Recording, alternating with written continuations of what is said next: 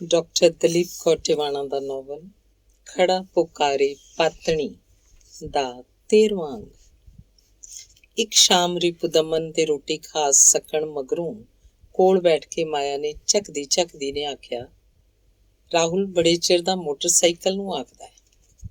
ਰਿਪੂ ਦਮਨ ਨੇ ਕੌੜ ਕੇ ਉਸ ਵੱਲ ਝਾਕਿਆ ਤੇ ਬੋਲਿਆ, ਕੱਲ ਨੂੰ ਉਹ ਤਾਂ ਹਵਾਈ ਜਹਾਜ਼ ਨੂੰ ਆਖੂਗਾ। ਆਖਦਾ ਹੈ ਮੇਰੇ ਸਾਰੇ ਦੋਸਤਾਂ ਮਿੱਤਰਾਂ ਕੋਲ ਸਾਈਕਲ ਹੈ, ਮੋਟਰਸਾਈਕਲ ਹੈ। ਮਾਇਆ ਬੋਲੀ, ਤੂੰ ਉਹਨੂੰ ਵਾਧੂ ਸਿਰ ਨਾ ਚੜਾਇਆ ਕਰ। ਕਦੇ ਉਹਨੂੰ ਨਵੇਂ ਕੱਪੜੇ ਸਵਾ ਦਿੰਦੀ ਹੈ, ਕਦੇ ਉਹਨੂੰ ਬੂਟ ਲੈ ਦਿੰਦੀ ਹੈ, ਕਦੇ ਨਵਾਬਜ਼ਾਦਾ ਸਿਨੇਮਾ ਦੇਖਣ ਗਿਆ ਹੁੰਦਾ ਹੈ। ਇੱਥੇ ਉਹਦਾ ਪਿਓ ਕਿਸੇ ਖਜ਼ਾਨੇ ਤੇ ਨਹੀਂ ਬੈਠਾ। ਤੈਨੂੰ ਅਕਲ ਹੀ ਨਹੀਂ ਬੱਚੇ ਨੂੰ ਪਾਲਣ ਦੀ। ਉਹ ਖਿਝ ਕੇ ਆਖ ਰਿਹਾ ਸੀ, ਕੁਝ ਪੈਸੇ ਮੈਂ ਬੀਬੀ ਨੂੰ ਆਖ ਦੇਊਂਗੀ ਪਾਉਣ ਲਈ। ਮਾਇਆ ਨੇ ਹੌਸਲਾ ਜਿਹਾ ਕਰਕੇ ਅੱਗੋਂ ਆਖਿਆ, ਤੇਰੀ ਬੀਬੀ ਲੈ ਕੇ ਦੇ ਸਕਦੀ ਹੈ ਤਾਂ ਲੈ ਦੇਵੇ, ਮੈਂ ਤਾਂ ਕੋਈ ਪੈਸਾ ਦੇਣਾ ਨਹੀਂ। ਜਵਾਈਆਂ ਵਾਂਗੂ ਬੈਠੇ ਨੂੰ ਖਾਣ ਦੇਈਦਾ, ਫੀਸਾਂ ਦੇਈਦੀਆਂ ਨੇ, ਉੱਤੋਂ ਨਵੇਂ ਖਰਚੇ ਦੱਸਦਾ ਹੈ। ਰਿਪੂ ਦਮਨ ਉੱਚੀ ਆਵਾਜ਼ 'ਚ ਚੀਕਿਆ। ਮਾਇਆ ਡਰ ਗਈ ਕਿਧਰੇ ਰਾਹੁਲ ਸੁਣਦਾ ਹੀ ਨਾ ਹੋਵੇ। ਅਗਲੇ ਦਿਨ ਰਾਹੁਲ ਕਾਲਜ ਨਾ ਗਿਆ। ਮਾਇਆ ਨੇ ਉਹਦਾ ਬ੍ਰੇਕਫਾਸਟ ਤਿਆਰ ਕਰਕੇ ਦੁੱਧ ਦਾ ਗਲਾਸ ਮੇਜ਼ ਤੇ ਰੱਖ ਛੱਡੇ ਸਨ। ਉਹਨੇ ਉਹ ਵੀ ਨਹੀਂ ਸੀ ਖਾਧਾ। ਕੀ ਗੱਲ ਰਾਹੁਲ? ਮਾਇਆ ਨੇ ਪੁੱਛਿਆ। ਮੈਂ ਪੜ੍ਹਾਈ ਨਹੀਂ ਕਰਨੀ, ਗੁੱਸੇ ਨਾਲ ਬੋਲਿਆ। ਹੋ ਕੀ ਗਿਆ? ਮਾਇਆ ਪੁੱਛ ਰਹੀ ਸੀ। ਕੱਲ ਪਾਪਾ ਇੰਨਾ ਕੁਝ ਬੋਲ ਰਹੇ ਸੀ, ਕਰਦੇ ਕੀ ਨੇ ਮੇਰੇ ਲਈ? ਸਾਰੇ ਹੀ ਲੋਕ ਆਪਣੇ ਬੱਚਿਆਂ ਨੂੰ ਪੜ੍ਹਾਉਂਦੇ ਨੇ, ਫੀਸਾਂ ਦਿੰਦੇ ਨੇ। ਮੈਂ ਨਹੀਂ ਪਾਪਾ ਤੋਂ ਫੀਸਾਂ ਲੈਣੀਆਂ, ਮੈਂ ਪੜ੍ਹਨਾ ਹੀ ਨਹੀਂ। ਰਾਹੁਲ ਹਰਖਿਆ ਪਿਆ ਸੀ। ਨਾ ਮੇਰਾ ਬੇਟਾ, ਇਉਂ ਨਹੀਂ ਕਰੀਦਾ। ਪੜ੍ਹਾਈ ਨਹੀਂ ਕਰੇਂਗਾ ਤੇ ਪਾਪਾ ਦਾ ਕੀ ਜਾਣਾ? ਜ਼ਿੰਦਗੀ ਤੇਰੀ ਖਰਾਬ ਹੋ ਜਾਣ ਦੇ ਖਰਾਬ। ਮੈਂ ਮੰਗਤਿਆਂ ਵਾਂਗੂ ਨਹੀਂ ਜੀ ਸਕਦਾ। ਤੂੰ ਖਿਝ ਨਾ, ਮੈਂ ਤੇਰੇ ਨਾਨਾ ਜੀ ਨੂੰ ਆਖਾਂਗੀ ਕੋਈ ਚੰਗਾ ਜਿਹਾ ਸੈਕਿੰਡ ਹੈਂਡ ਮੋਟਰਸਾਈਕਲ ਲੈ ਦੇਣ। ਮੈਂ ਨਹੀਂ ਸੈਕਿੰਡ ਹੈਂਡ ਲੈਣਾ, ਮੈਂ ਮੋਟਰਸਾਈਕਲ ਲੈਣਾ ਹੀ ਨਹੀਂ। ਪਾਪਾ ਆਪਣੇ ਪੈਸੇ ਆਪਣੇ ਕੋਲ ਰੱਖਣ, ਤੂੰ ਵੀ ਆਪਣੇ ਪੈਸੇ ਆਪਣੇ ਕੋਲ ਰੱਖ। ਛੋਟੇ ਬੱਚਿਆਂ ਵਾਂਗੂ ਨਹੀਂ ਕਰੀਦਾ। ਤੂੰ ਤਾਂ ਮੇਰਾ ਲਾਇਕ ਬੱਚਾ ਹੈ। ਮੈਂ ਤਾਂ ਸੋਚਦੀ ਸੀ ਤੂੰ ਵੱਡਾ ਹੋ ਜਾਏਗਾ, ਮੈਂ ਤੇਰੇ ਕੋਲ ਹੀ ਰਿਹਾ ਕਰਾਂਗੀ। ਮਾਇਆ ਬੋਲੀ, ਤੁਹਾਨੂੰ ਕਿਸੇ ਨੂੰ ਮੇਰੀ ਲੋੜ ਨਹੀਂ। ਨੀਲਿਮਾ ਦੇ ਸਾਹਮਣੇ ਮੈਂ ਧੁੱਪ ਵਿੱਚ ਜੁੱਤੀਆਂ ਘਸਾਉਂਦਾ ਤੁਰਿਆ ਫਿਰਦਾ। ਕੀ ਸੋਚਦੀ ਹੋਊਗੀ ਉਹ, ਬਈ ਅਸੀਂ ਇੱਕ ਮੋਟਰਸਾਈਕਲ ਨਹੀਂ ਲੈ ਸਕਦੇ? ਬਾਕੀ ਲੋਕ ਵੀ ਤਾਂ ਆਪਣੇ ਬੱਚਿਆਂ ਨੂੰ ਸਭ ਕੁਝ ਲੈ ਕੇ ਦਿੰਦੇ ਨੇ। ਤੈਨੂੰ ਪਤਾ ਹੀ ਹੈ ਰਾਹੁਲ, ਮੈਂ ਤਾਂ ਆਪ ਸਾਰੀ ਉਮਰ ਡਰ ਕੇ ਕੱਟੀ ਹੈ। 50 ਮਾਰਦੀ ਛਿੱਤਰ ਅਜਿਹੇ ਐਸੇ ਬੰਦੇ ਦੇ। ਬੁਟੀਕ ਤੇ ਨੌਕਰੀ ਕਰ ਲੈਂਦੇ।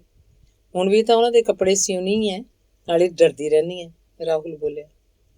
ਮਾਇਆ ਹੈਰਾਨ ਹੋ ਕੇ ਉਹਦੇ ਮੂੰਹ ਵੱਲ ਝਾਕੀ ਤੇ ਬੋਲੀ, ਇਉਂ ਘਰ ਤੋੜ ਕੇ ਔਰਤ ਦੀ ਇੱਜ਼ਤ ਨਹੀਂ ਨਾ ਰਹਿੰਦੀ, ਨਾਲੇ ਬੱਚਿਆਂ ਲਈ ਮਿਹਣਾ ਬਣ ਜਾਂਦਾ। ਘੱਟ ਤੋਂ ਘੱਟ ਮੈਂ ਤੇਰੇ ਲਈ ਇਹ ਘਰ ਸਾਬਤ ਸਬੂਤ ਜ਼ਰੂਰ ਰੱਖਣਾ ਚਾਹੁੰਦੀ ਸੀ। ਮਾਇਆ ਨੇ ਸਮਝਾਉਣ ਦੀ ਕੋਸ਼ਿਸ਼ ਕੀਤੀ। ਉਸ ਘਰ ਦਾ ਕੀ ਫਾਇਦਾ ਮਾਂ, ਜਿੱਥੇ ਬੱਚੇ ਦਾ ਦਮ ਘੁੱਟਦਾ ਹੋਵੇ, ਹਰ ਚੀਜ਼ ਲਈ ਮਿੰਨਤਾਂ ਕਰਨੀਆਂ ਪੈਣ। ਬਾਪ ਘਰ 'ਚ ਦਿਓ ਹੀ ਬਣਿਆ ਰਹੇ। ਰਾਹੁਲ ਗੁੱਸਾ ਕੱਢ ਰਿਹਾ ਸੀ। ਇਹ ਨਹੀਂ ਆਖਦੇ ਤੇਰਾ ਬਾਪ ਕੰਜੂਸ ਹੈ, ਮੋਟਰਸਾਈਕਲ ਨਾ ਲੈ ਕੇ ਦੇਣਾ ਕਿੱਧਰਲੀ ਭਲੇ ਦੀ ਗੱਲ ਹੈ। ਨਹੀਂ ਬੇਟੇ, ਨਿਰੀ ਪੈਸਿਆਂ ਦੀ ਗੱਲ ਨਹੀਂ। ਮੋਟਰਸਾਈਕਲ ਮੁੰਡੇ ਤੇਜ਼ ਭਜਾਉਂਦੇ ਨੇ ਤੇ ਮੋਟਰਸਾਈਕਲ ਤੇ ਐਕਸੀਡੈਂਟ ਕਿੰਨੇ ਹੋ ਜਾਂਦੇ ਨੇ।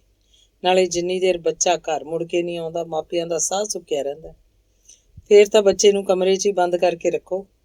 ਆਖਦਾ ਰਾਹੁਲ ਬਾਹਰ ਜਾਣ ਲਈ ਉੱਠ ਖੜਾ ਹੋਇਆ। ਬ੍ਰੇਕਫਾਸਟ ਖਾ ਲੈ ਮੇਰਾ ਬੇਟਾ। ਮਾਇਆ ਨੇ ਰੋਕਣ ਦੀ ਕੋਸ਼ਿਸ਼ ਕੀਤੀ। ਨਹੀਂ, ਮੈਨੂੰ ਕੁਝ ਵੀ ਨਹੀਂ ਚਾਹੀਦਾ, ਆਖਦਾ ਰਾਹੁਲ ਭਰਿਆ ਪੀਤਾ ਬਾਹਰ ਲੰਘ ਗਿਆ। ਉਹ ਕਿਤਾਬਾਂ ਲੈ ਕੇ ਨਹੀਂ ਗਿਆ, ਇਸ ਲਈ ਕਾਲਜ ਵੀ ਨਹੀਂ ਗਿਆ ਹੋਣਾ। ਮਾਇਆ ਨੇ ਸੋਚਿਆ। ਨੀਲਿਮਾ ਕਾਲਜ ਹੋਏਗੀ, ਨਾਲੇ ਉਹਦੇ ਘਰ ਵੀ ਫੋਨ ਜੇ ਕਿਸੇ ਹੋਰ ਨੇ ਚੁੱਕ ਲਿਆ ਤਾਂ ਮੈਂ ਕੀ ਕਹਾਂਗੀ। ਸੋਚਦੀ ਮਾਇਆ ਪਰੇਸ਼ਾਨ ਜੀ ਹੋ ਗਈ। ਸਾਰਾ ਦਿਨ ਉਹ ਰਾਹੁਲ ਨੂੰ ਉਡੀਕਦੀ ਰਹੀ, ਕੁਝ ਖਾਧਾ ਪੀਤਾ ਵੀ ਨਾ। ਕਈ ਭੈੜੇ ਖਿਆਲ ਉਹਦੇ ਮਨ 'ਚ ਲੰਘਦੇ ਗਏ। ਜਵਾਨੀ 'ਚ ਤੱਤਾ ਖੂਨ ਹੁੰਦਾ ਹੈ, ਹਰਖ ਦਾ ਮਾਰਿਆ ਬੰਦਾ ਨਰਕ 'ਚ ਜਾ ਡਿੱਗਦਾ। ਰਾਹੁਲ ਜੇ ਕਿਧਰੇ ਚਲਿਆ ਗਿਆ ਜਾਂ ਕੁਝ ਕਰ ਬੈਠਾ, ਅਸੀਂ ਤਾਂ ਪੱਟੇ ਜਾਵਾਂਗੇ। ਕੀ ਅੱਗ ਲਾਊ ਪਿਓ ਦਾ ਪੈਸਿਆਂ ਨੂੰ? ਸੋਚਦਿਆਂ ਉਹਨੂੰ ਰਿਪੂ ਦਮਨ ਤੇ ਗੁੱਸਾ ਆ ਰਿਹਾ ਸੀ। ਆਥਣ ਤੀਕ ਰਾਹੁਲ ਨਹੀਂ ਸੀ ਮੁੜਿਆ। ਰਿਪੂ ਦਮਨ ਦਾ ਵੀ ਪਤਾ ਨਹੀਂ ਸੀ ਚੰਡੀਗੜ੍ਹ ਤੋਂ ਵਾਪਸ ਆਏ ਜਾਣਾ। ਉਹ ਘਬਰਾ ਗਈ ਸੀ। ਘਰ ਬੰਦ ਕਰਕੇ ਉਹ ਸ਼ੀਲਾ ਦੀ ਬੁਟੀਕ ਤੇ ਗਈ ਤੇ ਦੱਸਿਆ ਰਾਹੁਲ ਸਵੇਰ ਦਾ ਗਿਆ, ਅਜੇ ਤੱਕ ਘਰ ਨਹੀਂ ਆਇਆ। ਉਹ ਕੁਝ ਖਾ ਪੀ ਕੇ ਵੀ ਨਹੀਂ ਗਿਆ। ਸ਼ੀਲਾ ਹੱਸ ਪਈ ਤੇ ਬੋਲੀ, ਅੱਜ ਕੱਲ੍ਹ ਬੱਚੇ ਮਾਪਿਆਂ ਤੋਂ ਨਹੀਂ ਡਰਦੇ, ਸਗੋਂ ਮਾਪੇ ਬੱਚਿਆਂ ਤੋਂ ਡਰਦੇ ਨੇ। ਕਲਯੁੱਗ ਹੈ। ਤੂੰ ਉਹਦੇ ਪਿਓ ਨੂੰ ਇਨਫੋਰਮ ਕਰ ਦੇ, ਘਰੋਂ ਨਾਰਾਜ਼ ਹੋ ਕੇ ਗਿਆ। ਮੋਟਰਸਾਈਕਲ ਮੰਗਦਾ ਸੀ, ਪਿਓ ਉਹਦਾ ਮੰਨਦਾ ਨਹੀਂ। ਮਾਇਆ ਨੇ ਸੰਖੇਪ ਜਿਹਾ ਉੱਤਰ ਦਿੱਤਾ। ਮੈਂ ਤਾਂ ਇਹੀ ਸੋਚਦੀ ਹਾਂ, ਮਗਰੋਂ ਵੀ ਤਾਂ ਸਾਰਾ ਕੁਝ ਇਹਨਾਂ ਨੇ ਹੀ ਸਾਂਭਣਾ ਹੁੰਦਾ। ਕਾਹਦੇ ਲਈ ਸਾਂਭ ਰੱਖੋ? ਨਾਲੇ ਅੱਜ ਕੱਲ੍ਹ ਦੇ ਬੱਚੇ ਸਾਡੇ ਵਾਂਗ ਨਹੀਂ ਜਿਉਂਦੇ ਵੀ ਜਿਹੋ ਜਿਹਾ ਹੋਇਆ ਪਾ ਲਿਆ, ਜਿਹੋ ਜਿਹਾ ਹੋਇਆ ਖਾ ਲਿਆ। ਅੱਜ ਕੱਲ੍ਹ ਦੇ ਮੁੰਡਿਆਂ ਨੇ ਤਾਂ ਕੁੜੀਆਂ ਮੂਹਰੇ ਸ਼ਾਨ ਮਾਰਨੀ ਹੁੰਦੀ ਹੈ, ਇਸ ਲਈ ਲੈ ਦਿੰਦੇ ਮੋਟਰਸਾਈਕਲ। ਫਿਰ ਕੀ ਸੀ? ਸ਼ੀਲਾ ਆਖ ਰਹੀ ਸੀ। ਸ਼ੀਲਾ ਦੀਆਂ ਗੱਲਾਂ ਵੱਲ ਮਾਇਆ ਦਾ ਕੋਈ ਧਿਆਨ ਨਹੀਂ ਸੀ। ਉਹ ਕਾਹਲੀ ਨਾਲ ਉੱਥੋਂ ਪਰਤ ਆਈ। ਘਰ ਆ ਕੇ ਪਤੀ ਨੂੰ ਫੋਨ ਕੀਤਾ। ਉਹ ਦਫ਼ਤਰ 'ਚ ਨਹੀਂ ਸੀ। ਪਤਾ ਲੱਗਿਆ ਪਤੀ ਦਫ਼ਤਰ ਆਇਆ ਹੀ ਨਹੀਂ। ਕਿੱਥੇ ਹੋ ਸਕਦੇ ਨੇ? ਡਾਢੀ ਪਰੇਸ਼ਾਨ ਹੋ ਕੇ ਮਾਇਆ ਨੇ ਕਲਰਕ ਨੂੰ ਪੁੱਛਿਆ। ਪਤਾ ਨਹੀਂ, ਕਲਰਕ ਨੇ ਉੱਤਰ ਦਿੱਤਾ। ਬਹੁਤ ਜ਼ਰੂਰੀ ਕੰਮ ਹੈ, ਪਤਾ ਕਰ ਦਿਓ। ਮਾਇਆ ਨੇ ਜਿਵੇਂ ਤਰਲਾ ਪਾਇਆ। ਤੁਸੀਂ ਉਹਨਾਂ ਦੇ ਮੋਬਾਈਲ 'ਤੇ ਕਿਉਂ ਨਹੀਂ ਕਰ ਲੈਂਦੇ? ਕਲਰਕ ਨੇ ਸਲਾਹ ਦਿੱਤੀ। ਮੋਬਾਈਲ ਉਹਨਾਂ ਦਾ ਬੰਦ ਹੈ, ਮਾਇਆ ਨੇ ਦੱਸਿਆ ਤੇ ਆਖਿਆ ਜਦੋਂ ਵੀ ਉਹ ਦਫ਼ਤਰ ਆਉਣ ਉਹਨਾਂ ਨੂੰ ਆਖਣਾ ਘਰ ਫੋਨ ਕਰ ਲੈਣ ਤੇ ਆ ਜਾਣ। ਫੋਨ ਕਰਨ ਪਿੱਛੋਂ ਮਾਇਆ ਹੋਰ ਵੀ ਪਰੇਸ਼ਾਨ ਹੋ ਗਈ। ਉਹਨੂੰ ਸਮਝ ਨਹੀਂ ਸੀ ਲੱਗ ਰਹੀ ਉਹ ਕੀ ਕਰੇ। ਹਾਰ ਕੇ ਉਹਨੇ ਨੀਲਿਮਾ ਨੂੰ ਫੋਨ ਕੀਤਾ। ਰੱਬ ਦਾ ਸ਼ੁਕਰ ਸੀ ਫੋਨ ਨੀਲਿਮਾ ਨਹੀਂ ਚੁੱਕਿਆ। ਰਾਹੁਲ ਕਿੱਥੇ ਹੈ? ਮਾਇਆ ਨੇ ਨੀਲਿਮਾ ਨੂੰ ਪੁੱਛਿਆ। ਇਹ ਤਾਂ ਆਂਟੀ ਸਗੋਂ ਮੈਂ ਪੁੱਛਣਾ ਸੀ, ਅੱਜ ਉਹ ਕਾਲਜ ਕਿਉਂ ਨਹੀਂ ਆਇਆ? ਅੱਗੋਂ ਨੀਲਿਮਾ ਨੇ ਜਦੋਂ ਇਹ ਪੁੱਛਿਆ ਤਾਂ ਮਾਇਆ ਹੋਰ ਵੀ ਘਬਰਾ ਗਈ। ਬਹੁਤ ਰਾਤ ਗਈ ਤੱਕ ਮਾਇਆ ਰੱਬ ਨੂੰ ਧਿਆਉਂਦੀ ਘਬਰਾਈ ਰਾਹੁਲ ਨੂੰ ਉਡੀਕ ਰਹੀ ਸੀ। ਸਾਰਾ ਦਿਨ ਉਹਨੇ ਨਾ ਕੁਝ ਬਣਾਇਆ ਸੀ ਤੇ ਨਾ ਹੀ ਕੁਝ ਖਾਧਾ ਸੀ। ਉਹਦੇ ਜੀਅ ਨੂੰ ਡੋਬ ਜਿਹਾ ਪਿਆ। ਉਹਨੇ ਉੱਠ ਕੇ ਠੰਡਾ ਪਾਣੀ ਪੀਤਾ। ਬੂਹਾ ਖੜਕਿਆ। ਉਹਨੇ ਕਾਹਲੀ ਨਾਲ ਬਾਰ ਖੋਲ੍ਹਿਆ। ਅੱਗੇ ਰਾਹੁਲ ਖੜਾ ਸੀ। ਉਹਦੇ ਪੈਰ ਲੜਖੜਾ ਰਹੇ ਸਨ। ਉਹ ਸ਼ਾਇਦ ਕੋਈ ਨਸ਼ਾ ਕਰਕੇ ਆਇਆ ਸੀ। ਉਹਨੂੰ ਕੁਝ ਆਖਣ ਦੀ ਥਾਂ ਮਾਇਆ ਨੇ ਸ਼ੁਕਰ ਕੀਤਾ ਕਿ ਉਹ ਘਰ ਆ ਗਿਆ ਸੀ।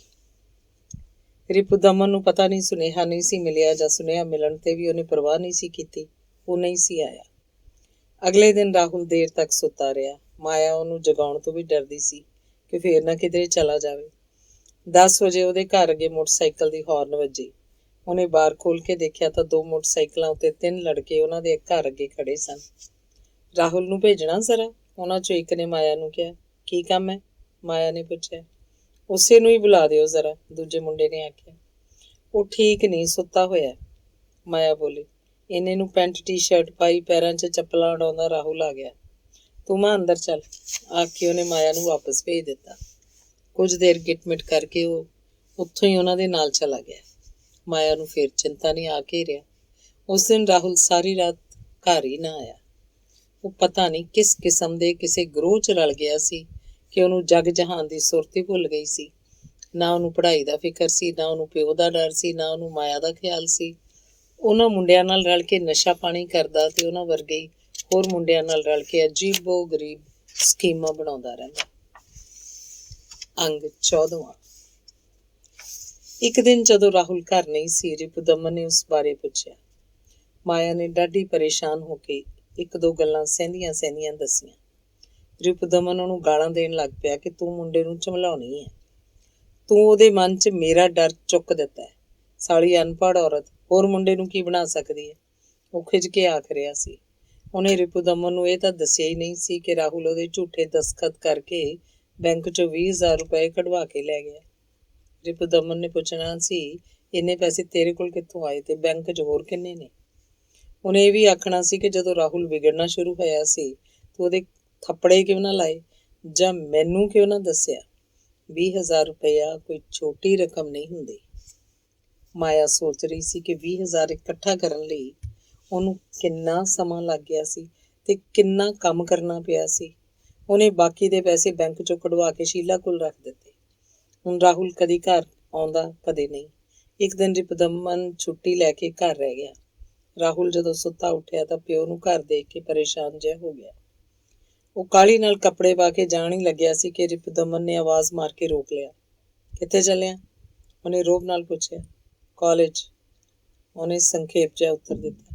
ਕਾਪੀ ਕਿਤਾਬ ਤਾਂ ਤੇਰੇ ਕੋਲ ਕੋਈ ਹੈ ਨਹੀਂ, ਕਾਲਜ ਕੀ ਮਾਂ ਦਾ ਸਿਰ ਕਰਨ ਚੱਲਿਆ? ਰਿਪੁਦਮਨ ਨੇ ਰਾਹੁਲ ਨੂੰ ਝਿੜਕਦਿਆਂ ਆਖਿਆ। ਮੇਰੇ ਕੋਲ ਕਿਤਾਬਾਂ ਹੈ ਹੀ ਨਹੀਂ, ਰਾਹੁਲ ਨੇ ਸਖਤ ਜਿਹਾ ਮੂੰਹ ਬਣਾ ਕੇ ਆਖਿਆ। ਕਿਉਂ ਨਹੀਂ ਕਿਤਾਬਾਂ ਤੇਰੇ ਕੋਲ? ਰਿਪੁਦਮਨ ਨੇ ਪੁੱਛਿਆ। ਤੁਸੀਂ ਲੈ ਕੇ ਹੀ ਨਹੀਂ ਦਿੱਤੀਆਂ, ਰਾਹੁਲ ਬੋਲਿਆ। ਤੂੰ ਆਖਿਆ ਸੀ ਲੈ ਕੇ ਦੇਣ ਲਈ। ਤੁਹਾਡੇ ਤੋਂ ਡਰਦਾ ਕੋਈ ਤੁਹਾਨੂੰ ਕੋਈ ਗੱਲ ਆਖ ਹੀ ਨਹੀਂ ਸਕਦਾ। ਸਾਡੇ ਕੋਲ ਇੱਥੇ ਕੋਈ ਚੀਜ਼ ਹੋਵੇ ਭਾਵੇਂ ਨਾ। ਤੁਸੀਂ ਰਾਮ ਨਾਲ ਚੰਡੀਗੜ੍ਹ ਰਹਿ ਜਾਂਦੇ ਹੋ ਤੇ ਹੋਟਲ 'ਤੇ ਖਾਣਾ ਖਾ ਲੈਂਦੇ ਹੋ। ਰਾਹੁਲ ਨੇ ਜਦੋਂ ਆਖਿਆ, ਰਿਪੁਦਮਨ ਕੌੜ ਕੇ ਮਾਇਆ ਵੱਲ ਝਾਕਿਆ ਤੇ ਬੋਲਿਆ, ਇਹ ਸਾਲੀ ਕੁੱਤੀ ਤੈਨੂੰ ਇਹੀ ਸਿਖਾਉਂਦੀ ਰਹਿੰਦੀ ਹੈ ਬਈ ਪਿਓ ਮੂਹਰੇ ਸਵਾਲ ਜਵਾਬ ਕਰਿਆ ਕਰ। ਮੈਂ ਕੋਈ ਗੁਲਾਮ ਆ ਤੁਹਾਡਾ ਵੀ ਹਰੇਕ ਕੰਮ ਤੁਹਾਡੇ ਕੋਲੋਂ ਪੁੱਛ ਕੇ ਕਰਾਂ? ਰਿਪੁਦਮਨ ਗਰਜਿਆ। ਮਾਇਆ ਹੋਰ ਡਰ ਗਈ। ਰਾਹੁਲ ਪਾਸਾ ਜਿਹਾ ਵੱਟ ਕੇ ਬਾਹਰ ਲੰਘ ਗਿਆ। ਰਿਪੁਦਮਨ ਤਿਆਰ ਹੋ ਕੇ ਭਰਿਆ ਪੀਤਾ ਚੰਡੀਗੜ੍ਹ ਨੂੰ ਚਲਾ ਗਿਆ।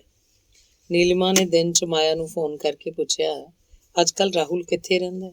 ਪਤਾ ਨਹੀਂ, ਉਹਨੇ ਰੋਣ ਹਾਕੀ ਹੋ ਕੇ ਦੱਸਿਆ। ਜਦੋਂ ਆਏ ਉਹਨੂੰ ਆਖਣਾ ਮੈਨੂੰ ਫੋਨ ਕਰ ਲਵੇ, ਨੀਲਿਮਾ ਬੋਲੀ। ਮਾਇਆ ਆਖਣਾ ਚਾਹੁੰਦੀ ਸੀ ਉਹਦਾ ਤਾਂ ਇਹ ਵੀ ਨਹੀਂ ਪਤਾ ਕਦੋਂ ਆਏਗਾ, ਪਰ ਉਹ ਚੁੱਪ ਕਰ ਰਹੀ। ਮਾਇਆ ਨੂੰ ਸਮਝ ਨਹੀਂ ਸੀ ਲੱਗ ਰਹੀ ਕਿ ਉਹ ਕੀ ਕਰੇ, ਕਿਹਨੂੰ ਆਪਣਾ ਦੁੱਖ ਦੱਸੇ। ਉਹ ਸੋਚ ਸੋਚ ਕੇ ਪਰੇਸ਼ਾਨ ਹੋ ਰਹੀ ਸੀ ਕਿ ਰਾਹੁਲ ਦਾ ਕੀ ਬਣੇਗਾ। ਰੱਬ ਨੂੰ ਬੇਨਤੀਆਂ ਕਰਨ ਤੋਂ ਬਿਨਾਂ ਉਹਨੂੰ ਸਮਝ ਨਹੀਂ ਸੀ ਲੱਗ ਰਹੀ ਕਿ ਉਹ ਕੀ ਕਰੇ। ਇਹਨਾਂ ਦਿਨਾਂ 'ਚ ਉਹਦੀ ਬੀਬੀ ਉਹਨੂੰ ਮਿਲਣ ਆ ਗਈ। ਉਹਨੇ ਰੋ ਰੋ ਕੇ ਰਾਹੁਲ ਤੇ ਰਾਹੁਲ ਦੇ ਪਿਓ ਦੀਆਂ ਸਭ ਗੱਲਾਂ ਉਹਨੂੰ ਦੱਸ ਦਿੱਤੀਆਂ। ਉਹਨੇ ਮਾਇਆ ਨੂੰ ਦਿਲਾਸਾ ਦਿੱਤਾ ਤੇ ਆਖਿਆ, ਮੈਂ ਤੇਰੇ ਪਾਪਾ ਜੀ ਨੂੰ ਆਖਾਂਗੀ, ਆ ਕੇ ਰਾਹੁਲ ਨੂੰ ਲੈ ਜਾਣਗੇ। ਮਾਇਆ ਨੂੰ ਕੁਝ ਰਾਹਤ ਮਿਲੀ। ਉਹਨੇ ਟੈਲੀਫੋਨ ਕਰਕੇ ਇੱਕ ਦਿਨ ਨੀਲਿਮਾ ਨੂੰ ਘਰ ਸੱਦਿਆ ਤੇ ਦੱਸਿਆ, ਰਾਹੁਲ ਗਲਤ ਪਾਸੇ ਜਾ ਰਿਹਾ। ਪਾਪਾ ਉਹਨੇ ਘਰੋਂ ਕੱਢ ਦੇਣਾ। ਉਹ ਵੀ ਜ਼ਿੱਦੀ ਹੈ, ਬਾਹਰ ਮਰ ਜਾਊਗਾ ਪਰ ਪਿਓ ਤੋਂ ਮਾਫੀ ਨਹੀਂ ਮੰਗੂਗਾ। ਮੇਰਾ ਤਾਂ ਜੀ ਕਰਦਾ ਕੁਝ ਖਾ ਕੇ ਮਰ ਜਾਵਾਂ। ਮਾਇਆ ਨੇ ਰੋ ਰੋ ਕੇ ਉਹਨੂੰ ਦੱਸਿਆ। ਪਹਿਲਾਂ ਤਾਂ ਨੀਲਿਮਾ ਪਰੇਸ਼ਾਨ ਜੀ ਹੋ ਗਈ, ਫਿਰ ਬੋਲੀ, ਤੁਸੀਂ ਫਿਕਰ ਨਾ ਕਰੋ ਆਂਟੀ, ਮੈਂ ਦੇਖਦੀ ਹਾਂ। ਇਹਨਾਂ ਹੀ ਦਿਨਾਂ 'ਚ ਰਾਹੁਲ ਲਈ ਡੋਲੀ ਦੀ ਭੇਜੀ ਹੋਈ ਇੱਕ ਘੜੀ ਮਿਲੀ। ਉਹਨੇ ਬੜੇ ਚਾਅ ਨਾਲ ਰਾਹੁਲ ਨੂੰ ਦਿੱਤੀ, ਪਰ ਅਗਲੇ ਹੀ ਦਿਨ ਉਹ ਘੜੀ ਰਾਹੁਲ ਦੇ ਬੰਨੀ ਹੋਈ ਨਹੀਂ ਸੀ। ਪੁੱਛਣ ਤੇ ਬੋਲਿਆ ਕਿਤੇ ਡਿੱਗ ਪਈ ਖੁੱਲ ਕੇ। ਮਾਇਆ ਨੂੰ ਇਹ ਗੱਲ ਬੜੀ ਬੁਰੀ ਲੱਗੀ। ਉਹਨੂੰ ਪਤਾ ਸੀ ਕਿ ਘੜੀ ਕਿਸੇ ਨੂੰ ਦੇ ਆਇਆ। ਹੌਲੀ ਹੌਲੀ ਮਾਇਆ ਨੇ ਦੇਖਿਆ ਰਾਹੁਲ ਉਹਦੇ ਪਰਸ ਵਿੱਚੋਂ ਬਿਨਾਂ ਪੁੱਛੇ ਹੀ ਪੈਸੇ ਕੱਢ ਕੇ ਲੈ ਜਾਂਦਾ ਸੀ। ਪਰਸ ਜਿੰਦੇ ਅੰਦਰ ਰੱਖਣ ਲੱਗ ਪਈ ਤਾਂ ਘਰ 'ਚੋਂ ਚੀਜ਼ਾਂ ਗਾਇਬ ਹੋਣ ਲੱਗ ਪਈਆਂ। ਰਾਹੁਲ ਨੂੰ ਕੁਝ ਵੀ ਆਖਦੀ ਤਾਂ ਸਿਰ ਨੂੰ ਆਉਂਦਾ, ਮੇਰੇ ਨਾਲ ਵਾਧੂ ਬਕਵਾਸ ਨਾ ਕਰਿਆ ਕਰ। ਸੁਣਦਿਆਂ ਜਿਵੇਂ ਉਹਦਾ ਅੰਦਰ ਖੌਲ ਜਾਂਦਾ, ਨਾਲ ਹੀ ਉਹ ਬੜੀ ਭੈ ਭੀਤ ਵੀ ਹੋ ਜਾਂਦੀ। ਮਾਇਆ ਚਾਹੁੰਦੀ ਸੀ ਕਿ ਰਿਪੁਦਮਨ ਨੂੰ ਰਾਹੁਲ ਬਾਰੇ ਦੱਸੇ। ਉਹਨੇ ਮਾਇਆ ਨੂੰ ਹੀ ਖਿਜਣਾ ਸੀ। ਉਹ ਤਾਂ ਪਹਿਲਾਂ ਹੀ ਆਖਦਾ ਸੀ, ਪਸ਼ੂ ਜਿਹੀ ਨੇ ਮੁੰਡਾ ਵੀ ਪਸ਼ੂਆਂ ਵਰਗਾ ਬਣਾ ਦਿੱਤਾ। ਨਾ ਉਹਨੂੰ ਕੋਈ ਅਕਲ ਨਾ ਸਬੂਰ। ਮਾਇਆ ਨੇ ਬੀਬੀ ਨੂੰ ਮਿਲਣ ਆਈ ਨੂੰ ਰਾਹੁਲ ਬਾਰੇ ਦੱਸਿਆ ਤਾਂ ਉਹ ਆਖਣ ਲੱਗੀ, ਅੱਜ ਕੱਲ੍ਹ ਦੇ ਸਾਰੇ ਜਵਾਨ ਮੁੰਡੇ ਇਹੋ ਜਿਹੇ ਨੇ, ਤੂੰ ਫਿਕਰ ਨਾ ਕਰਿਆ ਕਰ, ਆਪੇ ਠੀਕ ਹੋ ਜੂ ਵੱਡਾ ਹੋ ਕੇ। ਉਹ ਵੀ ਅੱਜ ਕੱਲ੍ਹ ਦੇ ਜਵਾਨ ਬਥੇਰੇ ਚਤਰ ਨੇ, ਆਪਣਾ ਚੰਗਾ ਮਾੜਾ ਸਮਝਦੇ ਨੇ। ਪਰ ਮਾਇਆ ਜਾਣਦੀ ਸੀ ਕਿ ਰਾਹੁਲ ਆਪਣਾ ਚੰਗਾ ਮਾੜਾ ਨਹੀਂ ਸਮਝ ਰਿਹਾ। ਇੱਕ ਵਾਰ ਨੀਲਿਮਾ ਉਹਨੂੰ ਮਿਲਣ ਗਈ ਸੀ। ਉਹ ਨੀਲਿਮਾ ਤੋਂ ਰਾਹੁਲ ਬਾਰੇ ਪੁੱਛਣਾ ਚਾਹੁੰਦੀ ਸੀ, ਪਰ ਨੀਲਿਮਾ ਤਾਂ ਸਗੋਂ ਰਾਹੁਲ ਬਾਰੇ ਉਹਨੂੰ ਪੁੱਛ ਰਹੀ ਸੀ। ਆਖਿਆ, ਆਂਟੀ ਰਾਹੁਲ ਨੂੰ ਕੀ ਹੋ ਗਿਆ? ਉਹ ਕਲਾਸਾਂ ਵੀ ਅਟੈਂਡ ਨਹੀਂ ਕਰਦਾ, ਉਂਝ ਵੀ ਪਰੇਸ਼ਾਨ ਜਿਹਾ ਰਹਿੰਦਾ ਤੇ ਮੇਰੇ ਨਾਲ ਵੀ ਚੱਜ ਨਾਲ ਗੱਲ ਨਹੀਂ ਕਰਦਾ। ਮੈਂ ਆਪਣੇ ਪਾਪਾ ਨੂੰ ਰਾਹੁਲ ਬਾਰੇ ਦੱਸਿਆ ਸੀ। ਉਹ ਆਖਦੇ ਸਨ ਕਿ ਖਾਸ ਉਮਰ 'ਤੇ ਜਾ ਕੇ ਬੱਚਿਆਂ ਲਈ ਪਿਆਰ ਵੀ ਓਨਾ ਹੀ ਜ਼ਰੂਰੀ ਹੁੰਦਾ ਜਿੰਨਾ ਜ਼ਰੂਰੀ ਡਰ। ਕਿ ਉਹਦੇ ਪਾਪਾ ਉਹਨੂੰ ਪਿਆਰ ਨਹੀਂ ਕਰਦੇ? ਤੁਸੀਂ ਤਾਂ ਮੈਨੂੰ ਪਤਾ ਬਹੁਤ ਕਰਦੇ ਹੋ। ਮਾਇਆ ਉਸ ਕੁੜੀ ਦੇ ਸਾਹਮਣੇ ਰੋ ਪੈਣ ਤੋਂ ਆਪਣੇ ਆਪ ਨੂੰ ਨਾ ਰੋਕ ਸਕੀ। ਫਿਰ ਸੰਭਲ ਕੇ ਉਹਨੇ ਨੀਲਿਮਾ ਦਾ ਹੱਥ ਫੜ ਕੇ ਆਖਿਆ, ਨੀਲਿਮਾ, ਜੇ ਬਚਾ ਸਕਦੀਆਂ ਤਾਂ ਰਾਹੁਲ ਨੂੰ ਬਚਾ ਲੈ। ਮੇਰੇ ਕੋਲ ਉਸ ਤੋਂ ਬਿਨਾਂ ਕੁਝ ਵੀ ਤਾਂ ਨਹੀਂ। ਨੀਲਿਮਾ ਨੇ ਰਾਹੁਲ ਬਾਰੇ ਇਉਂ ਤਾਂ ਕਦੇ ਨਹੀਂ ਸੀ ਸੋਚਿਆ। ਆਂਟੀ ਕਿਉਂ ਆਖਦੀ ਸੀ, ਜੇ ਬਚਾ ਸਕਦੀਆਂ ਤਾਂ ਬਚਾ ਲੈ। ਉਸ ਦਿਨ ਘਰ ਆ ਕੇ ਵੀ ਨੀਲਿਮਾ ਰਾਹੁਲ ਬਾਰੇ ਸੋਚਦੀ ਰਹੀ। ਅੱਜ ਤੀਸਰਾ ਦਿਨ ਸੀ, ਰਾਹੁਲ ਘਰ ਨਹੀਂ ਸੀ ਆਇਆ। ਉਹ ਕਿੱਥੇ ਰਹਿੰਦਾ ਸੀ, ਕੀ ਕਰਦਾ ਸੀ, ਮਾਇਆ ਨੂੰ ਕੁਛ ਨਹੀਂ ਪਤਾ ਸੀ। ਪਿਛਲੇ ਹਫ਼ਤੇ ਤੋਂ ਰਿਪੁਦਮਨ ਵੀ ਚੰਡੀਗੜ੍ਹ ਤੋਂ ਘਰ ਨਹੀਂ ਸੀ ਆਇਆ। ਆਮ ਕਰਕੇ ਜੇ ਚੰਡੀਗੜ੍ਹ ਰਹਿ ਪੈਣਾ ਹੋਵੇ ਤਾਂ ਦੱਸਣਾ ਉਹ ਜ਼ਰੂਰੀ ਨਹੀਂ ਸੀ ਸਮਝਦਾ ਹੁੰਦਾ, ਪਰ ਇਸ ਵਾਰੀ ਸ਼ਾਇਦ ਬਹੁਤੇ ਦਿਨ ਵਾਪਸ ਨਹੀਂ ਸੀ ਆਉਣਾ। ਜਾਂਦਾ ਹੋਇਆ ਇੰਨਾ ਕੁ ਆ ਗਿਆ ਸੀ, ਟੂਰ 'ਤੇ ਜਾਣਾ, ਕੁਝ ਦਿਨ ਲੱਗ ਜਾਣਗੇ। ਬਹੁਤ ਪਰੇਸ਼ਾਨ ਹੋ ਕੇ ਮਾਇਆ ਨੇ ਚੰਡੀਗੜ੍ਹ ਉਹਦੇ ਦਫ਼ਤਰ ਫੋਨ ਕੀਤਾ। ਉਹ ਦਫ਼ਤਰ ਵਿੱਚ ਹੀ ਸੀ। ਮਾਇਆ ਨੇ ਉਸ ਨਾਲ ਗੱਲ ਕੀਤੀ ਤੇ ਆਖਿਆ, ਅੱਜ ਤੁਸੀਂ ਆ ਹੀ ਜਾਓ। ਕਿਉਂ, ਕੀ ਹੋ ਗਿਆ? ਉਹ ਸਖਤ ਆਵਾਜ਼ 'ਚ ਬੋਲਿਆ। ਰਾਹੁਲ ਬਾਰੇ ਗੱਲ ਕਰਨੀ ਸੀ। ਐਡੀ ਕਿਹੜੀ ਆਫਤ ਆ ਗਈ ਵੀ ਮੈਨੂੰ ਸੱਦ ਕੇ ਗੱਲ ਕਰਨੀ ਹੈ? ਉਹ ਠੀਕ ਨਹੀਂ, ਮਾਇਆ ਨੇ ਆਖਿਆ। ਠੀਕ ਨਹੀਂ ਤਾਂ ਡਾਕਟਰ ਦੇ ਲੈ ਕੇ ਜਾ, ਮੈਂ ਕੀ ਕਰੂੰਗਾ ਆ ਕੇ? ਆਖਦਿਆਂ ਉਹਨੇ ਫੋਨ ਰੱਖ ਦਿੱਤਾ। ਮਾਇਆ ਪਹਿਲੇ ਫੋਨ ਹੱਥ ਵਿੱਚ ਫੜੀ ਬੌਂਦਲਿਆਂ ਵਾਂਗ ਸੋਚਦੀ ਰਹੀ ਤੇ ਫਿਰ ਉਹਨੇ ਸੋਚਿਆ, ਮੈਂ ਆਪ ਚੰਡੀਗੜ੍ਹ ਚਲੀ ਜਾਂਦੀ ਹਾਂ। ਟੈਲੀਫੋਨ 'ਤੇ ਨਹੀਂ ਸਾਰੀ ਗੱਲ ਹੋਣੀ ਤੇ ਕੱਪੜੇ ਪਾ ਕੇ ਚੰਡੀਗੜ੍ਹ ਜਾਣ ਲਈ ਤਿਆਰ ਹੋ ਗਈ। ਜੇ ਮਗਰ ਰਾਹੁਲ ਆਇਆ, ਚੱਲ ਰਾਤ ਤੱਕ ਮੈਂ ਮੁੜੀ ਆਊਂਗੀ। ਉਹਨੇ ਆਪਣੇ ਆਪ ਹੀ ਸੋਚ ਲਿਆ। ਬੱਸ ਫੜ ਕੇ ਉਹ ਚੰਡੀਗੜ੍ਹ ਬੱਸ ਅੱਡੇ ਤੇ ਪਹੁੰਚ ਗਈ। ਉੱਥੋਂ ਸਕੂਟਰ ਰਿਕਸ਼ੇ ਤੇ ਦਫ਼ਤਰ ਗਈ। ਦਫ਼ਤਰ ਬੰਦ ਹੋਣ ਦਾ ਵੇਲਾ ਹੋ ਗਿਆ ਸੀ। ਉਹ ਸਕੂਟਰ ਰਿਕਸ਼ੇ ਵਾਲੇ ਨੂੰ ਪੈਸੇ ਦੇ ਹੀ ਰਹੀ ਸੀ ਜਦੋਂ ਉਹਨੇ ਦੇਖਿਆ ਰਿਪੁਦਮਨ ਹੌਲੀ ਹੌਲੀ ਆਪਣੀ ਕਾਰ ਦਫ਼ਤਰ ਦੇ ਗੇਟ ਤੋਂ ਬਾਹਰ ਲਿਜਾ ਰਿਹਾ ਸੀ। ਉਸੇ ਵੇਲੇ ਇੱਕ ਜਨਾਨੀ ਤਾਕੀ ਖੋਲ ਕੇ ਉਹਦੇ ਨਾਲ ਵਾਲੀ ਸੀਟ ਤੇ ਆ ਬੈਠੀ ਤੇ ਉਹ ਕਾਰ ਚਲਾ ਕੇ ਚਲਾ ਗਿਆ। ਉਹਨੇ ਮਾਇਆ ਨੂੰ ਨਹੀਂ ਸੀ ਦੇਖਿਆ। ਕੁਝ ਪਲ ਮਾਇਆ ਬੌਂਦਲਿਆਂ ਵਾਂਗ ਸੋਚਦੀ ਰਹੀ। ਫਿਰ ਆਪ ਹੀ ਸੋਚ ਲਿਆ, ਹੋ ਸਕਦਾ ਉਹ ਜਨਾਨੀ ਵੀ ਇਸੇ ਦਫ਼ਤਰ 'ਚ ਕੰਮ ਕਰਦੀ ਹੋਵੇ ਤੇ ਘਰ ਜਾਣ ਲੱਗੀ ਨੇ ਰਿਪੁਦਮਨ ਤੋਂ ਲਿਫਟ ਮੰਗ ਲਈ ਹੋਵੇ। ਸਕੂਟਰ ਰਿਕਸ਼ੇ ਵਾਲੇ ਨੂੰ ਪੈਸੇ ਦੇ ਕੇ ਉਹਨੇ ਪੁੱਛਿਆ, 15 ਸੈਕਟਰ ਚੱਲੇਗਾ? ਕਿਉਂਕਿ ਇੱਕ ਵਾਰੀ ਦਫ਼ਤਰ ਵਾਲਿਆਂ ਨੇ ਉਹਦੇ ਪੁੱਛਣ ਤੇ ਉਹਨੂੰ ਦੱਸਿਆ ਸੀ ਕਿ ਸਾਹਿਬ ਨੇ 15 ਸੈਕਟਰ ਵਿੱਚ ਪੈਟਰੋਲ ਪੰਪ ਦੇ ਪਿੱਛੇ ਘਰ ਕਿਰਾਏ ਤੇ ਲਿਆ ਹੋਇਆ। ਸਕੂਟਰ ਰਿਕਸ਼ੇ ਤੇ ਬੈਠ ਕੇ ਉਹ 15 ਸੈਕਟਰ ਦੇ ਪੈਟਰੋਲ ਪੰਪ ਦੇ ਪਿੱਛੇ ਆ ਗਈ ਤੇ ਘਰ ਵੀ ਲੱਭ ਲਿਆ। ਉਹਨੇ ਜਦੋਂ ਬੂਹਾ ਖੜਕਾਇਆ ਤਾਂ ਉਸੇ ਔਰਤ ਨੇ ਖੋਲ੍ਹਿਆ। ਪਲ ਦੇ ਪਲ ਲਈ ਮਾਇਆ ਨੂੰ ਲੱਗਿਆ ਜਿਵੇਂ ਉਹ ਗਲਤ ਘਰ 'ਚ ਆ ਗਈ ਸੀ, ਪਰ ਅੰਦਰ ਸਾਹਮਣੇ ਰਿਪੁਦਮਨ ਨੂੰ ਬੈਠਾ ਦੇਖ ਜਿਵੇਂ ਘਬਰਾ ਜਿਹੀ ਗਈ ਤੇ ਬੌਂਦਲਿਆਂ ਵਾਂਗ ਬੋਲੀ, ਰਾਹੁਲ ਦੇ ਪਾਪਾ ਨਾਲ ਗੱਲ ਕਰਨੀ ਹੈ। ਉਹਨੂੰ ਉੱਥੇ ਹੀ ਖੜੀ ਛੱਡੂ ਔਰਤ ਅੰਦਰ ਰਿਪੁਦਮਨ ਨੂੰ ਦੱਸਣ ਚਲੀ ਗਈ। ਉਹ ਬਾਹਰ ਆਇਆ, ਕੌੜ ਕੇ ਮਾਇਆ ਵੱਲ ਝਾਕਿਆ। ਆਪਣੇ ਮਗਰ ਬੂਹਾ ਬੰਦ ਕਰਦਾ ਉਹ ਕਾਰ ਵੱਲ ਤੁਰ ਪਿਆ। ਕਾਰ ਦੀ ਤਾਕੀ ਖੋਲ ਕੇ ਬੈਠਦਾ ਬੋਲਿਆ, ਘਰ ਚੱਲ ਕੇ ਕਰਦਾ ਤੇਰੇ ਨਾਲ ਗੱਲ ਸਵਾਰ ਕੇ। ਮੇਰੇ ਮਗਰ ਖੋਜਾਂ ਜੋ ਕੱਢਦੀ ਫਿਰਦੀ ਐ, ਦੱਸਦਾ ਤੈਨੂੰ ਪਤਾ।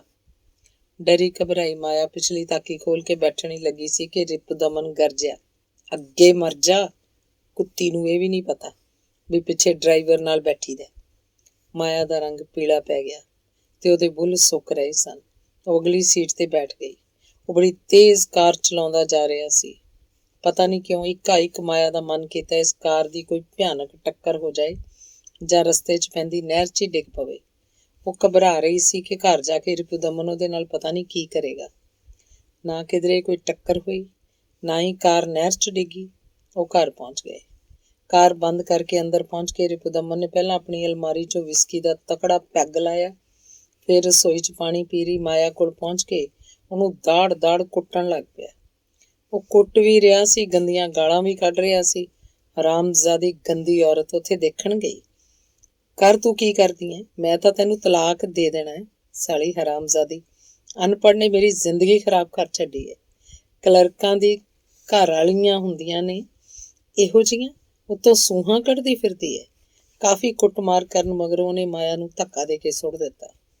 ਉਹਦਾ ਸਿਰ ਭਾਂਡਿਆਂ ਵਾਲੀ ਕਾਂਸ ਨਾਲ ਵੱਜਿਆ, ਸਿਰ 'ਚ ਗਲੀ ਹੋ ਗਈ, ਲਹੂ ਵਗਣ ਲੱਗਿਆ। ਮਾਇਆ ਰੋਂਦੀ ਆਪਣੀ ਚੁੰਨੀ ਦੇ ਲੜ ਨਾਲ ਅੱਖਾਂ ਪੂੰਝਦੀ ਰਹੀ। ਰਿਪੁਦਮਨ ਕਦੋਂ ਦਾ ਜਾ ਚੁੱਕਿਆ ਸੀ। ਸ਼ਾਇਦ ਉਹ ਚੰਡੀਗੜ੍ਹ ਨੂੰ ਵਾਪਸ ਚਲਾ ਗਿਆ ਸੀ। ਉਸ ਘੜੀ ਉਹਦਾ ਮਨ ਕੀਤਾ ਉਹ ਵੀ ਜਾ ਕੇ ਕਿਸੇ ਨਹਿਰ 'ਚ ਛਾਲ ਮਾਰ ਦੇ ਜਾਂ ਗੱਡੀ ਹੇਠ ਆ ਕੇ ਮਰ ਜਾਵੇ, ਪਰ ਉਸ ਵਿੱਚ ਉੱਠ ਕੇ ਕਿਧਰੇ ਜਾਣ ਦੀ ਵੀ ਹਿੰਮਤ ਨਹੀਂ ਸੀ। ਚੋਖਾ ਚਿਰ ਉਹ ਰਸੋਈ ਵਿੱਚ ਹੀ ਕੰਧ ਨਾਲ ਢੋ ਲਾਈ ਭੁੰਜੇ ਬੈਠੀ ਰਹੀ। ਪਾਟੀਆਂ ਨਜ਼ਰਾਂ ਨਾਲ ਉਹ ਆਲੇ ਦੁਆਲੇ ਝਾਕ ਰਹੀ ਸੀ। ਉਹ ਸੋਚਣ ਦੀ ਕੋਸ਼ਿਸ਼ ਕਰ ਰਹੀ ਸੀ, ਆਖਰ ਮੈਂ ਕੌਣ ਆ? ਮਾਇਆ ਕੌਣ ਤੇ ਇਹ ਆਦਮੀ ਕੌਣ ਹੈ? ਇਹ ਮੈਨੂੰ ਮਾਰਦਾ ਕਿਉਂ ਹੈ? ਮੈਂ ਤਾਂ ਇਹਨੂੰ ਕਦੇ ਕੁਝ ਨਹੀਂ ਆਖਦੀ। ਫਿਰ ਉਹਨੂੰ ਲੱਗਿਆ ਮੈਂ ਉਂਝ ਹੀ ਆਪਣੀ ਬੀਬੀ ਨੂੰ ਉਲਾਂਭੇ ਦਿੰਦੀ ਰਹੀ ਕਿ ਉਹ ਨਹਿਰ 'ਚ ਡੁੱਬ ਕੇ ਕਿਉਂ ਮਰ ਗਈ ਸੀ। ਉਸ ਘੜੀ ਉਹਨੂੰ ਲੱਗਿਆ ਚੰਗਾ ਹੋਇਆ ਗਾਰਗੀ ਨਹੀਂ ਰਹੀ। ਜੇ ਉਹਨੂੰ ਵੀ ਕੋਈ ਆਦਮੀ ਇਉਂ ਮਾਰਦਾ ਤਾਂ ਉਹ ਕੀ ਕਰਦੀ? ਇਸ ਘੜੀ ਉਹਨੂੰ ਲੱਗਿਆ ਮੈਂ ਕੀ ਕਰਾਂ, ਕਿੱਥੇ ਜਾਵਾਂ? ਹੇ ਰੱਬ ਸੱਚਿਆ, ਇਦੋਂ ਤਾਂ ਤੂੰ ਮੇਰੇ ਮੂੰਹ ਤੇ ਪਰਦਾ ਪਾ ਲੈ। ਉਹ ਸੋਚ ਰਹੀ ਸੀ। ਰਾਤ ਉਤਰ ਰਹੀ ਸੀ। ਹੌਲੀ ਹੌਲੀ ਉੱਠ ਕੇ ਉਹਨੇ ਬੱਤੀ ਜਗਾਈ, ਘਰ ਦਾ ਦਰਵਾਜ਼ਾ ਅੰਦਰੋਂ ਬੰਦ ਕੀਤਾ। ਉਹਦਾ ਅੰਗ ਦੁਖ ਰਿਹਾ ਸੀ। ਉਸੇ ਤਰ੍ਹਾਂ ਭੁੱਖੀ ਭਾਣੀ ਮੰਜੇ ਉੱਤੇ ਟੇਢੀ ਹੋ ਗਈ। ਕਦੇ ਕਦੇ ਜਦੋਂ ਉਹਨੂੰ ਰਾਤ ਗਈ ਤੱਕ ਨੀਂਦ ਨਹੀਂ ਸੀ ਆਉਂਦੀ, ਜੀਅ ਘਬਰਾਉਣ ਲੱਗਦਾ ਸੀ, ਉਦੋਂ ਨੀਂਦ ਵਾਲੀ ਗੋਲੀ ਖਾ ਲੈਂਦੀ ਹੁੰਦੀ ਸੀ। ਅੱਜ ਵੀ ਉਹਨੇ ਉੱਠ ਕੇ ਪਾਣੀ ਨਾਲ ਇੱਕ ਗੋਲੀ ਖਾਧੀ। ਕਾਫੀ ਚਿਰ ਉਡੀਕਦੀ ਰਹੀ, ਨੀਂਦ ਉਹਨੂੰ ਫਿਰ ਵੀ ਨਹੀਂ ਸੀ ਆ ਰਹੀ। ਉਹਨੇ ਉੱਠ ਕੇ ਇਕੱਠੀਆਂ 2 ਗੋਲੀਆਂ ਹੋਰ ਖਾ ਲਈਆਂ। ਭਈ ਸੋਚਾਂ ਜਿਹੀਆਂ 'ਚ ਘਿਰੀ ਉਹ ਪਤਾ ਨਹੀਂ ਕਦੋਂ ਬੇਹੋਸ਼ੀ ਵਰਗੀ ਨੀਂਦ 'ਚ ਜਾ ਡਿੱਗੀ। ਸੁੱਤੀ ਪਈ ਤੇ ਉਹਦੇ ਮੂੰਹੋਂ ਕਦੇ ਹਾਈ ਨਿਕਲਦੀ, ਸ਼ਾਇਦ ਮਾਰ ਕਾਰਨ ਲੱਗੀਆਂ ਸੱਟਾਂ ਦਰਦ ਕਰ ਰਹੀਆਂ ਸਨ। ਅਗਲੇ ਦਿਨ ਉਹ ਬੜੀ ਦੇਰ ਨਾਲ ਜਾਗੀ। ਉਹਦਾ ਜਿਸਮ ਟੁੱਟ ਰਿਹਾ ਸੀ। ਉੱਠ ਕੇ ਠੰਡੇ ਪਾਣੀ ਨਾਲ ਨਹਾਈ, ਚਾਹ ਦੀ ਘੁੱਟ ਪੀਤੀ, ਫਿਰ ਮੰਜੇ ਤੇ ਡਿੱਗ ਪਈ। ਦੁਪਹਿਰੇ ਜੇ ਕਿਸੇ ਨੇ ਬਾਰ ਖੜਕਾਇਆ, ਧੱਕ ਕਰਦੇ ਦਿਲ ਨਾਲ ਉਹਨੇ ਬਾਰ ਖੋਲ੍ਹਿਆ ਕਿ ਪਤਾ ਨਹੀਂ ਰਾਹੁਲ ਸੀ ਕਿ ਉਹਦਾ ਪਿਓ, ਪਰ ਇਹ ਤਾਂ ਸ਼ੀਲਾ ਸੀ। ਉਹਦਾ ਪੀਲਾ ਵਸਾਰ ਮੂੰਹ ਦੇਖ ਪੁੱਛਣ ਲੱਗੀ, ਠੀਕ ਤਾਂ ਹੈ? ਉਹ ਕੁਝ ਨਾ ਬੋਲੀ। ਸ਼ੀਲਾ ਦੇ ਬੈਠਣ ਲਈ ਕੁਰਸੀ ਗਾਂਹ ਕਰ ਦਿੱਤੀ ਤੇ ਦੂਜੀ ਕੁਰਸੀ ਤੇ ਆਪ ਬੈਠ ਗਈ। ਪੁੱਤਰ ਤੇ ਆਦਮੀ ਤਾਂ ਤੇਰੇ ਐਸ਼ਾਂ ਕਰਦੇ ਨੇ, ਤੂੰ ਨਾ ਕੁਝ ਖਾਵੇਂ ਨਾ ਪੀਵੇਂ, ਊਈਂ ਢਿੱਡ ਨੂੰ ਗੰਢਾ ਦੇਈ ਰੱਖਦੀ ਹੈ। ਆਪਣਾ ਖਿਆਲ ਆਪ ਰੱਖੀਦਾ। ਅੱਜ ਕੱਲ੍ਹ ਦੇ ਜ਼ਮਾਨੇ 'ਚ ਕੋਈ ਨਹੀਂ ਕਿਸੇ ਦਾ। ਮੈਂ ਤਾਂ ਤੈਨੂੰ ਇਹ ਆਖਣ ਆਈ ਸੀ ਵੀ ਆਪਣੇ ਨਾਲ ਕੋਈ ਜਨਾਨੀ ਕੰਮ ਕਰਨ ਨੂੰ ਲਾ ਲੈ, ਤੇਰੇ ਕੰਮ ਦੀ ਡਿਮਾਂਡ ਬੜੀ ਹੈ। ਮਾਇਆ ਨੇ ਕੋਈ ਜਵਾਬ ਨਾ ਦਿੱਤਾ ਤੇ ਜ਼ਰਾ ਕੁ ਸੰਭਲ ਕੇ ਪੁੱਛਣ ਲੱਗੀ, ਦਿੱਲੀ 'ਚ ਤੁਹਾਡੀ ਸਿਸਟਰ ਦੀ ਬੁਟੀਕ ਵੀ ਤਾਂ ਹੈ? ਹਾਂ, ਉਹਦਾ ਵੱਡਾ ਕੰਮ ਹੈ। ਨਾਂ ਤੇ ਭਾਵੇਂ ਸਾਡੇ ਵਾਲਾ ਹੀ ਹੈ, ਮਾਡਰਨ ਬੁਟੀਕ। ਉਹਨੇ 6-7 ਮਸ਼ੀਨਾਂ ਲਾਈਆਂ ਹੋਈਆਂ ਨੇ। ਸਿਲਾਈ ਕਢਾਈ ਹਰ ਤਰ੍ਹਾਂ ਦਾ ਕੰਮ ਹੋ ਜਾਂਦਾ ਹੈ। ਵਧੀਆ ਕਾਰੀਗਰ ਔਰਤਾਂ ਰੱਖੀਆਂ ਹੋਈਆਂ ਨੇ, ਪੈਸੇ ਵੀ ਬੜੇ ਕਮਾਉਂਦੀ ਹੈ। ਆਦਮੀ ਤਾਂ ਉਹਦੇ ਮਰੇ ਨੂੰ ਵਰ੍ਹੇ ਹੋ ਗਏ। ਉਹਨੇ ਆਪਣੀ ਕਮਾਈ ਨਾਲ ਹੀ ਪੁੱਤਰ ਪੜ੍ਹਾਇਆ ਤੇ ਹੁਣ ਅੱਗੋਂ ਪੜ੍ਹਨ ਲਈ ਅਮਰੀਕਾ ਭੇਜ ਦਿੱਤਾ। ਪਿਛਲੀ ਵਾਰੀ ਜਦੋਂ ਇੱਥੇ ਆਈ ਸੀ, ਉਹ ਤਾਂ ਆਖਦੀ ਸੀ 2 ਕੁ ਮਹੀਨੇ ਲਈ ਮਾਇਆ ਨੂੰ ਮੇਰੇ ਕੋਲ ਭੇਜ ਦੇ, ਉੱਥੋਂ ਦੀਆਂ ਵਰਕਰਾਂ ਨੂੰ ਕੰਮ ਸਮਝਾ ਆਵੇ। ਮੈਂ ਆਖਿਆ ਇਹ ਆਪਣਾ ਘਰ-ਬਾਰ ਛੱਡ ਕੇ ਕਿਵੇਂ ਆ ਸਕਦੀ ਹੈ? ਸ਼ੀਲਾ ਨੇ ਦੱਸਿਆ। ਉਹਦੀ ਬੁਟੀਕ ਦਿੱਲੀ 'ਚ ਹੈ ਕਿੱਥੇ? ਮਾਇਆ ਨੇ ਪੁੱਛਿਆ। ਆਪਣੇ ਪਰਸ ਵਿੱਚੋਂ ਮਾਡਰਨ ਬੁਟੀਕ ਦਾ ਕਾਰਡ ਕੱਢ ਕੇ ਮਾਇਆ ਨੂੰ ਦਿੰਦਿਆਂ ਸ਼ੀਲਾ ਬੋਲੀ, ਕਦੇ ਦਿੱਲੀ ਗਈ ਤਾਂ ਦੇਖ ਆਈ, ਵੱਡੇ ਸ਼ਹਿਰਾਂ 'ਚ ਚੀਜ਼ਾਂ ਕਿਵੇਂ ਵੇਚੀਆਂ ਜਾਂਦੀਆਂ ਨੇ। ਕਾਰਡ ਲੈ ਕੇ ਮੇਜ਼ਪੋਸ਼ ਹੇਠਾਂ ਰੱਖਦਿਆਂ ਮਾਇਆ ਨੇ ਪੁੱਛਿਆ, ਚਾਹ ਬਣਾਵਾਂ? ਨਹੀਂ, ਮੈਂ ਤੇ ਛੇਤੀ ਜਾਣਾ, ਤੂੰ ਤੇ ਠੀਕ ਨਹੀਂ ਦਿਸਦੀ। ਮੈਂ ਤੇ ਪੁੱਛਣ ਆਈ ਸੀ ਵੀ ਜੇ ਵਾਧੂ ਕੰਮ ਭੇਜ ਦਿਆ ਕਰਾਂ। ਸ਼ੀਲਾ ਬੋਲੀ, ਅਜੇ ਰਹਿਣ ਦੇ, ਮਾਇਆ ਨੇ ਬੇਦਿਲੀ ਜਿਹੀ ਨਾਲ ਆਖਿਆ। ਸ਼ੀਲਾ ਦੇ ਜਾਣ ਮਗਰੋਂ ਬਾਰ ਬੰਦ ਕਰਕੇ ਪਾਣੀ ਦਾ ਗਲਾਸ ਪੀ ਕੇ ਮਾਇਆ ਫਿਰ ਮੰਜੇ ਤੇ ਢੇਰੀ ਹੋ ਗਈ। ਉਹ ਸੋਚਣ ਦੀ ਕੋਸ਼ਿਸ਼ ਕੀਤੀ, ਪਰ ਇਹ ਤੋਂ ਜਿਵੇਂ ਕੁਝ ਵੀ ਨਹੀਂ ਸੀ ਸੋਚਿਆ ਜਾ ਰਿਹਾ। ਫਿਰ ਉਹਨੇ ਉੱਠ ਕੇ ਆਪਣੇ ਪੇਕੀ ਫੋਨ ਕੀਤਾ। ਘੰਟੀ ਖੜਕ ਰਹੀ ਸੀ। ਇਹ ਤੋਂ ਪਹਿਲਾਂ ਕਿ ਕੋਈ ਚੁੱਕਦਾ ਉਹਨੇ ਫੋਨ ਰੱਖ ਦਿੱਤਾ। ਫਿਰ ਉਹਨੇ ਨੀਲਿਮਾ ਨੂੰ ਫੋਨ ਕੀਤਾ। ਹੈਲੋ। ਮਾਇਆ ਨੂੰ ਪਤਾ ਨਹੀਂ ਸੀ ਲੱਗ ਰਿਹਾ ਉਹ ਨੀਲਿਮਾ ਨੂੰ ਕੀ ਆਖੇ ਤੇ ਉਹਨੇ ਜਿਵੇਂ ਘਬਰਾ ਕੇ ਫੋਨ ਰੱਖ ਦਿੱਤਾ। ਮਾਇਆ ਦੇ ਖੋਜ ਹੀ ਪਈ। ਉਹਨੇ ਡੱਬੇ 'ਚ ਪਈ ਕੱਲ੍ਹ ਦੀ ਬੇਹੀ ਰੋਟੀ ਗਰਮ ਕਰਕੇ ਅਚਾਰ ਨਾਲ ਖਾ ਲਈ, ਉੱਤੋਂ ਪਾਣੀ ਪੀ ਲਿਆ। ਮਾਇਆ ਸੋਚ ਰਹੀ ਸੀ, ਮੈਂ ਕੀ ਕਰਾਂ? ਅੰਗ 15ਵਾਂ। 2 ਦਿਨ ਹੋਰ ਲੰਘ ਗਏ, ਨਾ ਰਾਹੁਲ ਆਇਆ ਤੇ ਨਾ ਉਹਦਾ ਪਿਓ। ਰਾਤ ਨੂੰ ਕਦੇ-ਕਦੇ ਉਹਨੂੰ ਲੱਗਦਾ ਜਿਵੇਂ ਰਾਹੁਲ ਨੇ ਦਰਵਾਜ਼ਾ ਖੜਕਾਇਆ ਸੀ। ਉੱਠ ਕੇ ਖੋਲ੍ਹਦੀ ਤਾਂ ਬਾਹਰ ਹਨੇਰੇ ਤੋਂ ਸਿਵਾ ਉਹਨੂੰ ਕੁਛ ਨਾ ਦਿਸਦਾ।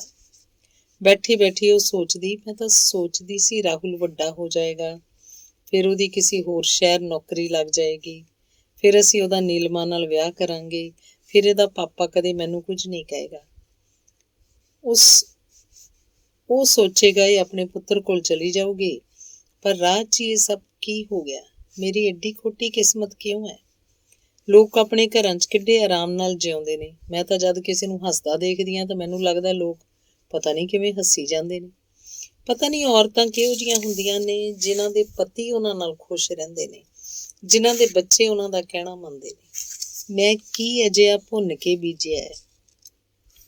ਇਹ ਕਿਹੜੇ ਜਨਮਾਂ ਦੇ ਲੈਣੇ ਦੇਣੇ ਦੇ ਸੰਬੰਧ ਨੇ ਜੋ ਮੈਨੂੰ ਪੂਰੇ ਕਰਨੇ ਪੈ ਰਹੇ ਨੇ? ਮੇਰਾ ਖਿਆਲ ਨਹੀਂ ਇਸ ਜਨਮ 'ਚ ਮੈਂ ਕਿਸੇ ਦਾ ਕੋਈ ਬੁਰਾ ਕੀਤਾ ਹੋਵੇ। ਇਉਂ ਹੀ ਸੋਚਾਂ ਫਿਕਰਾਂ 'ਚ ਦਿਨ ਲੰਘ ਰਹੇ ਸਨ ਕਿ ਚੌਥੇ ਕੁ ਦਿਨ ਦੁਪਹਿਰੇ ਰਾਹੁਲ ਆ ਗਿਆ। ਸਾਰੇ ਗੁੱਸੇ ਗਿਲੇ ਭੁੱਲ ਕੇ ਰਾਹੁਲ ਨੂੰ ਵੇਖ ਕੇ ਜਿਵੇਂ ਖੁਸ਼ ਹੋ ਗਈ। ਰਾਹੁਲ, ਚਾਹ ਬਣਾਵਾਂ? ਕੀ ਖਾਏਂਗਾ? ਕੱਪੜੇ ਮੈਲੇ ਜਿਹੇ ਕਿਉਂ ਪਾਏ ਨੇ? ਤੂੰ ਠੀਕ ਤਾਂ ਹੈ? ਤੂੰ ਐਡਾ ਮਾੜਾ ਕਿਉਂ ਹੋ ਗਿਆ? ਉਹ ਰਾਹੁਲ ਦੇ ਕੋਲ ਜਾਂਦੀ ਇੱਕੋ ਸਾਹ ਕਿੰਨਾ ਕੁਝ ਆਖ ਗਈ। ਮੈਨੂੰ ਪੈਸੇ ਚਾਹੀਦੇ ਨੇ, ਰਾਹੁਲ ਸਖਤ ਆਵਾਜ਼ 'ਚ ਬੋਲਿਆ। ਕਿੰਨੇ? ਮਾਇਆ ਨੇ ਪੁੱਛਿਆ। 40,000, ਰਾਹੁਲ ਨੇ ਆਖਿਆ। ਮੇਰੇ ਕੋਲ ਇੰਨੇ ਪੈਸੇ ਕਿੱਥੇ ਨੇ? ਮਾਇਆ ਬੋਲੀ। ਬੈਂਕ ਵਿੱਚੋਂ ਜੋ ਸਾਰੇ ਕਢਾ ਲਿਆਈ ਹੈ, ਕੋਈ ਮੈਂ ਨਾ ਕਢਾ ਸਕਾਂ? ਮੈਨੂੰ ਪਤਾ ਨਹੀਂ, ਉਹ ਖਿੱਚ ਕੇ ਬੋਲਿਆ। ਤੂੰ ਮੈਨੂੰ ਬਿਨਾਂ ਦੱਸੇ ਪੈਸੇ ਕਢਵਾਉਂਦਾ ਰਿਹਾ। ਮੈਨੂੰ ਤੇਰੇ ਤੇ ਯਕੀਨ ਸੀ ਤਾਂ ਹੀ ਜੁਆਇੰਟ ਅਕਾਊਂਟ ਕਰਾਇਆ ਸੀ ਨਾ, ਮਾਇਆ ਬੋਲੀ। ਨਿੱਕੀ ਨਿੱਕੀ ਚੀਜ਼ ਲਈ ਤਾਂ ਮੈਂ ਮੰਗਤਿਆਂ ਵਾਂਗ ਹੱਥ ਅੱਡਦਾ ਰਹਿਣਾ, ਕਢਾ ਲਏ ਤਾਂ ਕੀ ਹੋ ਗਿਆ? ਉਹ ਖਿੱਚ ਕੇ ਬੋਲਿਆ। ਤੇਰੀ ਮਾਂ ਨੇ ਮਸ਼ੀਨ ਚਲਾ ਚਲਾ ਕੇ ਉਹ ਪੈਸੇ ਜੋੜੇ ਹਨ ਤੇ ਤੂੰ ਇਉਂ ਉਡਾਣ ਲੱਗ ਪਿਆ। ਨਾ ਤੂੰ ਪੜ੍ਹਾਈ ਕਰਦਾ, ਨਾ ਤੂੰ ਘਰ ਆਉਣਾ। ਇਹ ਲੱਛਣ ਕੀ ਫੜੇ ਨੇ ਤੂੰ? ਮਾਇਆ ਗੁੱਸੇ ਨਾਲ ਆਖਣ ਲੱਗੀ। ਲੋਕ ਆਪਣੇ ਬੱਚਿਆਂ ਨੂੰ 100-100 ਚੀਜ਼ਾਂ ਲੈ ਕੇ ਦਿੰਦੇ ਨੇ, ਇੱਥੇ ਪੈਸੇ ਦੇ ਨਾਂ ਤੇ ਤੂੰ ਤੇ ਤੇਰਾ ਆਦਮੀ ਪਿੱਟਣ ਲੱਗ ਜਾਂਦੇ ਹੋ। ਅੱਜ ਮੈਨੂੰ ਪੈਸੇ ਚਾਹੀਦੇ ਨੇ, ਮੈਂ ਲੋਕਾਂ ਦਾ ਉਧਾਰ ਦੇਣਾ, ਉਹ ਬੋਲਿਆ। ਕਾਸ ਲਈ ਉਧਾਰ ਲਿਆ ਸੀ? ਮਾਇਆ ਬੋਲੀ। ਤੂੰ ਮੈਨੂੰ ਚਾਬੀ ਦੇ। ਉਹ ਮਾਇਆ ਦੇ ਖੀਸੇ 'ਚੋਂ ਚਾਬੀਆਂ ਕੱਢਣ ਲੱਗਿਆ। ਮਾਇਆ ਨੇ ਰੋਕਿਆ ਤਾਂ ਹੋਰ ਖਿੱਚ ਗਿਆ।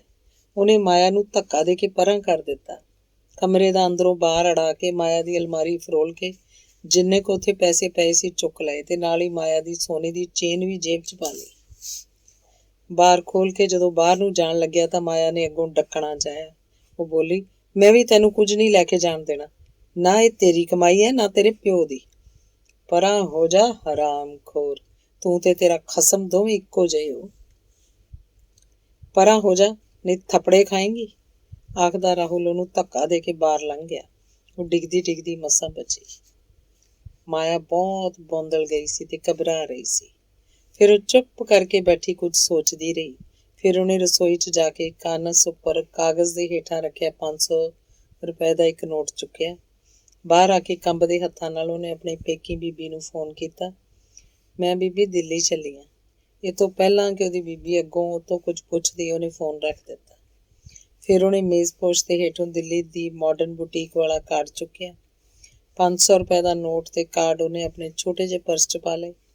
ਇੱਕ ਲਿਫਾਫੇ 'ਚ ਉਹਨੇ ਆਪਣਾ ਇੱਕ ਸੂਟ ਪਾਇਆ, ਵਿੱਚ ਹੀ ਪਰਸ ਰੱਖ ਲਿਆ ਤੇ ਘਰ ਨੂੰ ਬਾਹਰੋਂ ਜੰਦਰਾ ਮਾਰ ਕੇ ਉਹ ਪੈਦਲ ਹੀ ਸਟੇਸ਼ਨ ਤੇ ਆ ਗਈ। ਸਟੇਸ਼ਨ ਤੇ ਪਲੇਟਫਾਰਮ ਤੇ ਬੈਠੀ ਉਹ ਦਿੱਲੀ ਦੀ ਗੱਡੀ ਉਡੀਕ ਰਹੀ ਸੀ। ਉਹਨੂੰ ਲੱਗਿਆ ਜਿਵੇਂ ਹਮੇਸ਼ਾ ਤੋਂ ਉਹ ਪਲੇਟਫਾਰਮ ਤੇ ਹੀ ਬੈਠੀ ਹੋਈ ਸੀ। ਉਹਦਾ ਕੋਈ ਘਰ ਨਹੀਂ ਸੀ, ਉਹਦਾ ਕੋਈ ਪਤੀ ਨਹੀਂ ਸੀ ਤੇ ਕੋਈ ਪੁੱਤਰ ਵੀ ਨਹੀਂ ਸੀ। ਫਿਰ ਇੱਕਾ-ਇੱਕ ਉਹਨੂੰ ਨੀਲਿਮਾ ਦਾ ਖਿਆਲ ਆਇਆ। ਹੌਲੀ ਹੌਲੀ ਤੁਰਦੀ ਉਹ STD ਤੇ ਗਈ। ਜੱਕੋ ਤੱਕੀ 'ਚ ਉਹਨੇ ਨੀਲਿਮਾ ਨੂੰ ਫੋਨ ਕੀਤਾ। ਨੀਲਿਮਾ ਨੂੰ ਬਸ ਇੰਨਾ ਹੀ ਆਖਿਆ, ਨੀਲਿਮਾ ਬੇਟੀ, ਰਾਹੁਲ ਦਾ ਪਤਾ ਕਰਕੇ ਉਹਦਾ ਖਿਆਲ ਰੱਖੀ। ਇੰਨਾ ਆਖ ਕੇ ਉਹਨੇ ਫੋਨ ਰੱਖ ਦਿੱਤਾ। ਪਲੇਟਫਾਰਮ ਤੇ ਬੈਠੀ ਮਾਇਆ ਨੂੰ ਲੱਗ ਰਿਹਾ ਸੀ ਪਤਾ ਨਹੀਂ ਲੋਕ ਕਿੱਧਰੋਂ ਆ ਰਹੇ ਨੇ ਤੇ ਕਿੱਧਰ ਨੂੰ ਜਾ ਰਹੇ ਨੇ। ਆਥਣੇ ਗੱਡੀ 'ਚ ਬੈਠ ਕੇ ਉਹ ਦਿੱਲੀ ਚਲੀ ਗਈ। ਮਾਇਆ ਦਾ ਫੋਨ ਆਉਣ ਮਗਰੋਂ ਨੀਲਿਮਾ ਰਾਹੁਲ ਬਾਰੇ ਸੋਚਦੀ ਰਹੀ। 3-4 ਦਿਨਾਂ ਮਗਰੋਂ ਉਹਨੂੰ ਰਾਹੁਲ ਦਾ ਦੋਸਤ ਸਵਰਨ ਮਿਲਿਆ। ਰਾਹੁਲ ਦਾ ਪਤਾ ਕਰ ਕਿੱਥੇ ਹੈ ਤੇ ਉਹਨੂੰ ਆਖੀ ਤੈਨੂੰ ਨੀਲਿਮਾ ਸੱਦਦੀ ਹੈ, ਨੀਲਿਮਾ ਨੇ ਸਵਰਨ ਨੂੰ ਆਖਿਆ। ਸਵਰਨ ਹੈਰਾਨ ਹੋ ਕੇ ਉਸ ਵੱਲ ਝਾਕਿਆ ਤੇ ਆਖਣ ਲੱਗਾ, ਤੈਨੂੰ ਨਹੀਂ ਪਤਾ? ਉਹਦਾ ਐਕਸੀਡੈਂਟ ਹੋ ਗਿਆ ਤੇ ਉਹ ਹਸਪਤਾਲ 'ਚ ਹੈ। ਕਿਹੜੇ ਹਸਪਤਾਲ 'ਚ? ਨੀਲਿਮਾ ਨੇ ਘਬਰਾ ਕੇ ਪੁੱਛਿਆ। ਸਰਕਾਰੀ ਹਸਪਤਾਲ ਵਿੱਚ। ਉਹਦੇ ਘਰੋਂ ਤਾਂ ਕੋਈ ਆਇਆ ਹੀ ਨਹੀਂ, ਉਂਝ ਵੀ ਘਰ ਜੰਦਰਾ ਲੱਗਿਆ ਪਿਆ, ਸਵਰਨ ਨੇ ਦੱਸਿਆ। ਉਸੇ ਦਿਨ ਆਥਣੇ ਨੀਲਿਮਾ ਰਾਹੁਲ ਨੂੰ ਦੇਖਣ ਹਸਪਤਾਲ ਗਈ। ਰਾਹੁਲ ਦੀ ਇੱਕ ਲੱਤ ਟੁੱਟ ਗਈ ਸੀ ਤੇ ਹੋਰ ਵੀ ਸੱਟਾਂ ਲੱਗੀਆਂ ਸਨ। ਉਹ ਕਿਸੇ ਦਾ ਮੋਟਰਸਾਈਕਲ ਮੰਗ ਕੇ ਕਿਧਰੇ ਗਿਆ ਸੀ, ਰਾਹ 'ਚ ਐਕਸੀਡੈਂਟ ਹੋ ਗਿਆ। ਬੇਹੋਸ਼ ਪਏ ਨੂੰ ਪੁਲਿਸ ਵਾਲਿਆਂ ਨੇ ਹਸਪਤਾਲ ਪਹੁੰਚਾਇਆ। ਪਤਾ ਲੱਗਣ ਉੱਤੇ ਸਵਰਨ ਉਹਨਾਂ ਦੇ ਘਰ ਗਿਆ ਸੀ ਪਰ ਉੱਥੇ ਕੋਈ ਨਹੀਂ ਸੀ। ਗੁਆਂਢੀਆਂ ਨੂੰ ਉਹਦੇ ਪਾਪਾ ਨੂੰ ਫੋਨ ਕਰਨ ਲਈ ਆਖਿਆ ਸੀ ਪਰ ਅਜੇ ਤੱਕ ਉਹਦੇ ਪਾਪਾ ਵੀ ਨਹੀਂ ਸਨ ਆਏ। ਨੀਲਿਮਾ ਨੂੰ ਦੇਖ ਕੇ ਰਾਹੁਲ ਦੀਆਂ ਅੱਖਾਂ ਭਰ ਆਈਆਂ। ਉਹ ਕਮਜ਼ੋਰ ਤੇ ਪੀਲਾ ਭੋਗ ਹੋਇਆ ਪਿਆ ਸੀ। ਤੂੰ ਇਹ ਕੀ ਹਾਲ ਬਣਾ ਲਿਆ? ਨੀਲਿਮਾ ਨੇ ਉਹਦੇ ਕੋਲ ਬੈਠ ਕੇ ਉਹਦਾ ਹੱਥ ਫੜ ਕੇ ਆਖਿਆ। ਹੰਝੂ ਰਾਹੁਲ ਦੀਆਂ ਅੱਖਾਂ 'ਚ ਵਹਿ ਤੁਰੇ। ਕੁਝ ਚਿਰ ਚੁੱਪ ਵਰਤੀ ਰਹੀ। ਬਹੁਤ ਪੇਨ ਹੁੰਦੀ ਹੈ, ਨੀਂਦ ਵੀ ਨਹੀਂ ਆਉਂਦੀ। ਤੂੰ ਮੈਨੂੰ ਕੋਈ ਪੇਨ ਕਿਲਰ ਲਿਆ ਕੇ ਦੇ ਦੇ, ਰਾਹੁਲ ਨੇ ਜਿਵੇਂ ਤਰਲਾ ਕੀਤਾ। ਮੈਂ ਡਾਕਟਰ ਨਾਲ ਗੱਲ ਕਰਦੀ ਹਾਂ, ਆਖ ਕੇ ਉਹ ਡਾਕਟਰ ਦੇ ਕਮਰੇ ਵੱਲ ਚਲੇ ਗਈ। ਡਾਕਟਰ ਨੇ ਦੱਸਿਆ ਇਹ ਲੜਕਾ ਨਸ਼ੇ ਕਰਦਾ, ਨਸ਼ੇ ਦੀ ਹਾਲਤ ਵਿੱਚ ਹੀ ਐਕਸੀਡੈਂਟ ਹੋਇਆ। ਇਲਾਜ ਅਸੀਂ ਇਹਦਾ ਪੂਰਾ ਕਰ ਰਹੇ ਹਾਂ।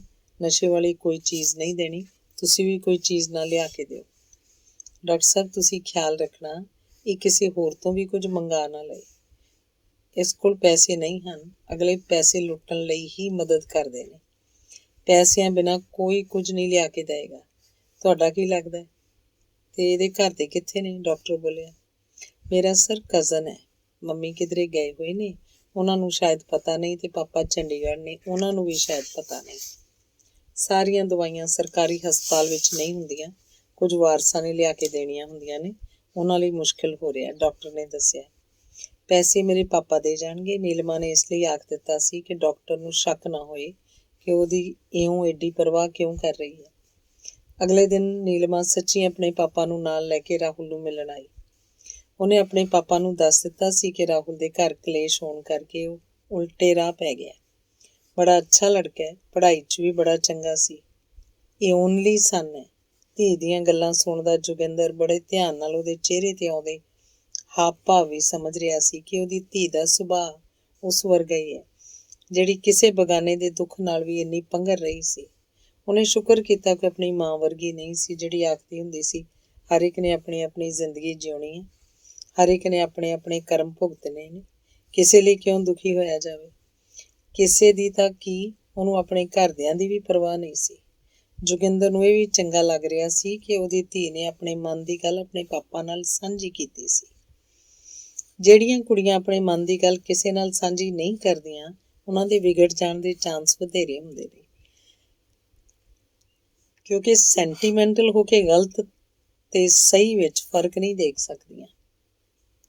ਜੋਗਿੰਦਰ ਆਪਣੀ ਧੀ ਦੇ ਨਾਲ ਡਾਕਟਰ ਕੋਲ ਗਿਆ ਤੇ ਉਹਨੂੰ 1000 ਰੁਪਇਆ ਦੇ ਕੇ ਆਖਿਆ, ਜਿਹੜੀਆਂ ਦਵਾਈਆਂ ਦੀ ਲੋੜ ਹੋਵੇ ਮੰਗਵਾ ਲਿਆ ਕਰੋ, ਮੈਂ ਫਿਰ ਵੀ ਗੇੜਾ ਮਾਰਦਾ ਰਹਾਂਗਾ। ਨੀਲਮਾ ਤਾਂ ਹਰ ਰੋਜ਼ ਹੀ ਆਇਆ ਕਰੇਗੀ। ਉਹਨੇ ਧੀ ਨੂੰ ਡਾਕਟਰ ਦੀਆਂ ਨਜ਼ਰਾਂ 'ਚ ਵੀ ਸੁਰਖਰੂ ਕਰਨ ਵਾਂਗ ਆਖਿਆ ਤੇ ਨੀਲਮਾ ਮਨ ਹੀ ਮਨ ਆਪਣੇ ਪਾਪਾ ਦੀ ਬਹੁਤ ਸ਼ੁਕਰਗੁਜ਼ਾਰ ਸੀ। ਰਾਹੁਲ ਦੇ ਪਾਪਾ ਨੂੰ ਐਕਸੀਡੈਂਟ ਦਾ ਪਤਾ ਲੱਗ ਗਿਆ ਸੀ। ਉਹਨੇ ਇਹ ਵੀ ਪਤਾ ਕਰ ਲਿਆ ਸੀ ਕਿ ਰਾਹੁਲ ਖਤਰੇ ਤੋਂ ਬਾਹਰ ਹੈ।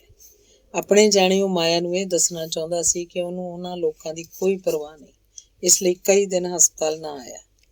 8-10 ਦਿਨਾਂ ਮਗਰੋਂ ਜਦੋਂ ਘਰ ਪਰਤਿਆ ਤੇ ਘਰ ਨੂੰ ਜੰਦਰਾ ਲੱਗਿਆ ਵੇਖ ਸਮਝ ਗਿਆ ਕਿ ਮਾਇਆ ਹਸਪਤਾਲ ਨੂੰ ਗਈ ਹੈ। ਹਸਪਤਾਲ ਜਾ ਕੇ ਉਹਨੇ ਰਾਹੁਲ ਨੂੰ ਪੁੱਛਿਆ, ਐਕਸੀਡੈਂਟ ਕਿਵੇਂ ਹੋ ਗਿਆ ਸੀ? ਤਾਂ ਰਾਹੁਲ ਨੇ ਕੋਈ ਜਵਾਬ ਨਾ ਦਿੱਤਾ। ਤੇਰੀ ਮਾਂ ਕਿੱਥੇ ਹੈ? ਉਹਨੇ ਅੱਗੋਂ ਪੁੱਛਿਆ। ਪਤਾ ਨਹੀਂ, ਰਾਹੁਲ ਨੇ ਸੰਖੇਪ ਜਿਹਾ ਜਵਾਬ ਦਿੱਤਾ। ਹਸਪਤਾਲ ਕਿੰਨੇ ਵਜੇ ਆਉਂਦੀ ਹੁੰਦੀ ਹੈ? ਰਿਪੁਦਮਨ ਪੁੱਛ ਰਿਹਾ ਸੀ। ਰਾਹੁਲ ਚੁੱਪ ਕਰ ਰਿਹਾ। ਮੈਂ ਪੁੱਛਦਾ ਹਾਂ ਹਸਪਤਾਲ ਕਦੋਂ ਆਉਂਦੀ ਹੁੰਦੀ ਹੈ? ਉਹ ਇੱਥੇ ਨਹੀਂ ਆਉਂਦੀ, ਰਾਹੁਲ ਬੋਲਿਆ। ਹੋਰ ਕਿੱਥੇ ਹੈ ਉਹ? ਰਿਪੁਦਮਨ ਨੇ ਗੁੱਸੇ ਨਾਲ ਪੁੱਛਿਆ। ਪਤਾ ਨਹੀਂ, ਰਾਹੁਲ ਬੋਲੇ। ਹਸਪਤਾਲ ਤੋਂ ਬਾਹਰ ਆ ਕੇ ਉਹਨੇ ਮੋਬਾਈਲ ਤੋਂ ਮਾਇਆ ਦੇ ਘਰ ਪੇਕੀ ਫੋਨ ਕੀਤਾ। ਮਾਇਆ ਇੱਥੇ ਤਾਂ ਨਹੀਂ ਆਈ? ਉਹ ਬੋਲਿਆ। ਨਹੀਂ, ਇੱਥੇ ਨਹੀਂ ਆਈ, ਮਾਇਆ ਦਾ ਬਾਪ ਬੋਲਿਆ। ਫੋਨ ਬੰਦ ਕਰਕੇ ਰਿਪੁਦਮਨ ਘਰੇ ਚਲਾ ਗਿਆ। ਕੁੰਡਾ ਪੁੱਟ ਕੇ ਬਾਰ ਖੋਲ੍ਹ ਲਿਆ। ਅੰਦਰ ਕਮਰੇ 'ਚ ਸਮਾਨ ਖਿੰਡਿਆ ਪੁੰਡਿਆ ਪਿਆ ਸੀ। ਮਾਇਆ ਕਿਧਰੇ ਨਹੀਂ ਸੀ। ਉਹਨੇ ਹਰ ਕੇ ਸੋਚਿਆ, ਸਾਲੀ ਹਰਾਮਖੋਰ ਗੰਦੀ ਔਰਤ, ਮਰ ਕੇ ਕਿਧਰੇ ਕੋਈ ਪੁਆੜਾ ਹੀ ਨਾ ਖੜਾ ਕਰ ਦੇਵੇ। ਸੋਚਦਿਆਂ ਉਹਨੂੰ ਘਬਰਾਹਟ ਜਿਹੀ ਹੋਈ। ਉਹਨੇ ਆਪਣੀ ਅਲਮਾਰੀ ਦਾ ਜੰਦਰਾ ਖੋਲ੍ਹ ਕੇ ਬੋਤਲ ਕੱਢੀ, ਪੀਣ ਬੈਠ ਗਿਆ। ਕਾਫੀ ਪੀਣ ਤੋਂ ਮਗਰੋਂ ਘਰ ਨੂੰ ਉਸੇ ਤਰ੍ਹਾਂ ਜੰਦਰਾ ਲਾ ਕੇ ਉਹ ਵਾਪਸ ਚੰਡੀਗੜ੍ਹ ਨੂੰ ਚੱਲ ਪਿਆ। ਅੰਗ 16। ਦਿੱਲੀ ਪਹੁੰਚ ਕੇ ਮਾਇਆ ਨੇ ਮਾਡਰਨ ਬੁਟੀਕ ਲੱਭ ਲਈ, ਜੋ ਮਾਲਕਨ ਨੇ ਆਪਣੀ ਵੱਡੀ ਸਾਰੀ ਕੋਠੀ ਵਿੱਚ ਹੀ ਖੋਲ੍ਹੀ ਹੋਈ ਸੀ। ਮਾਡਰਨ ਬੁਟੀਕ ਦੀ ਮਾਲਕਨ ਸੁਦੇਸ਼ ਉਹਨੂੰ ਮਿਲ ਕੇ ਬਹੁਤ ਖੁਸ਼ ਹੋਈ। ਮਾਇਆ ਮਾਲਕਨ ਦੇ ਘਰ 'ਚ ਗਰਾਜ ਦੇ ਪਿਛਲੇ ਪਾਸੇ ਛੋਟੇ ਜਿਹੇ ਕਮਰੇ 'ਚ ਰਹਿਣ ਲੱਗ ਪਈ। 1000 ਰੁਪਇਆ ਪੇਸ਼ਗੀ ਲੈ ਕੇ ਉਹ ਇੱਕ ਸਟੋਵ, 2-4 ਭਾਂਡੇ, 2 ਕੱਚ ਦੇ ਗਲਾਸ, ਇੱਕ ਸਸਤਾ ਜਿਹਾ ਤੌਲੀਆ, ਇੱਕ ਦਰੀ ਤੇ ਇੱਕ ਚਾਦਰ ਖਰੀਦ ਲਿਆਈ। ਮਾਇਆ ਸਵੇਰੇ ਬੁਟੀਕ ਤੇ ਚਲੀ ਜਾਂਦੀ, ਸਾਰਾ ਦਿਨ ਕੱਪੜੇ ਸਿਉਂਦੀ, ਸ਼ਾਮ ਨੂੰ ਸੁਦੇਸ਼ ਆਪਣੀ ਕਾਰ 'ਚ ਹੀ ਉਹਨੂੰ ਵਾਪਸ ਲੈ ਆਉਂਦੀ।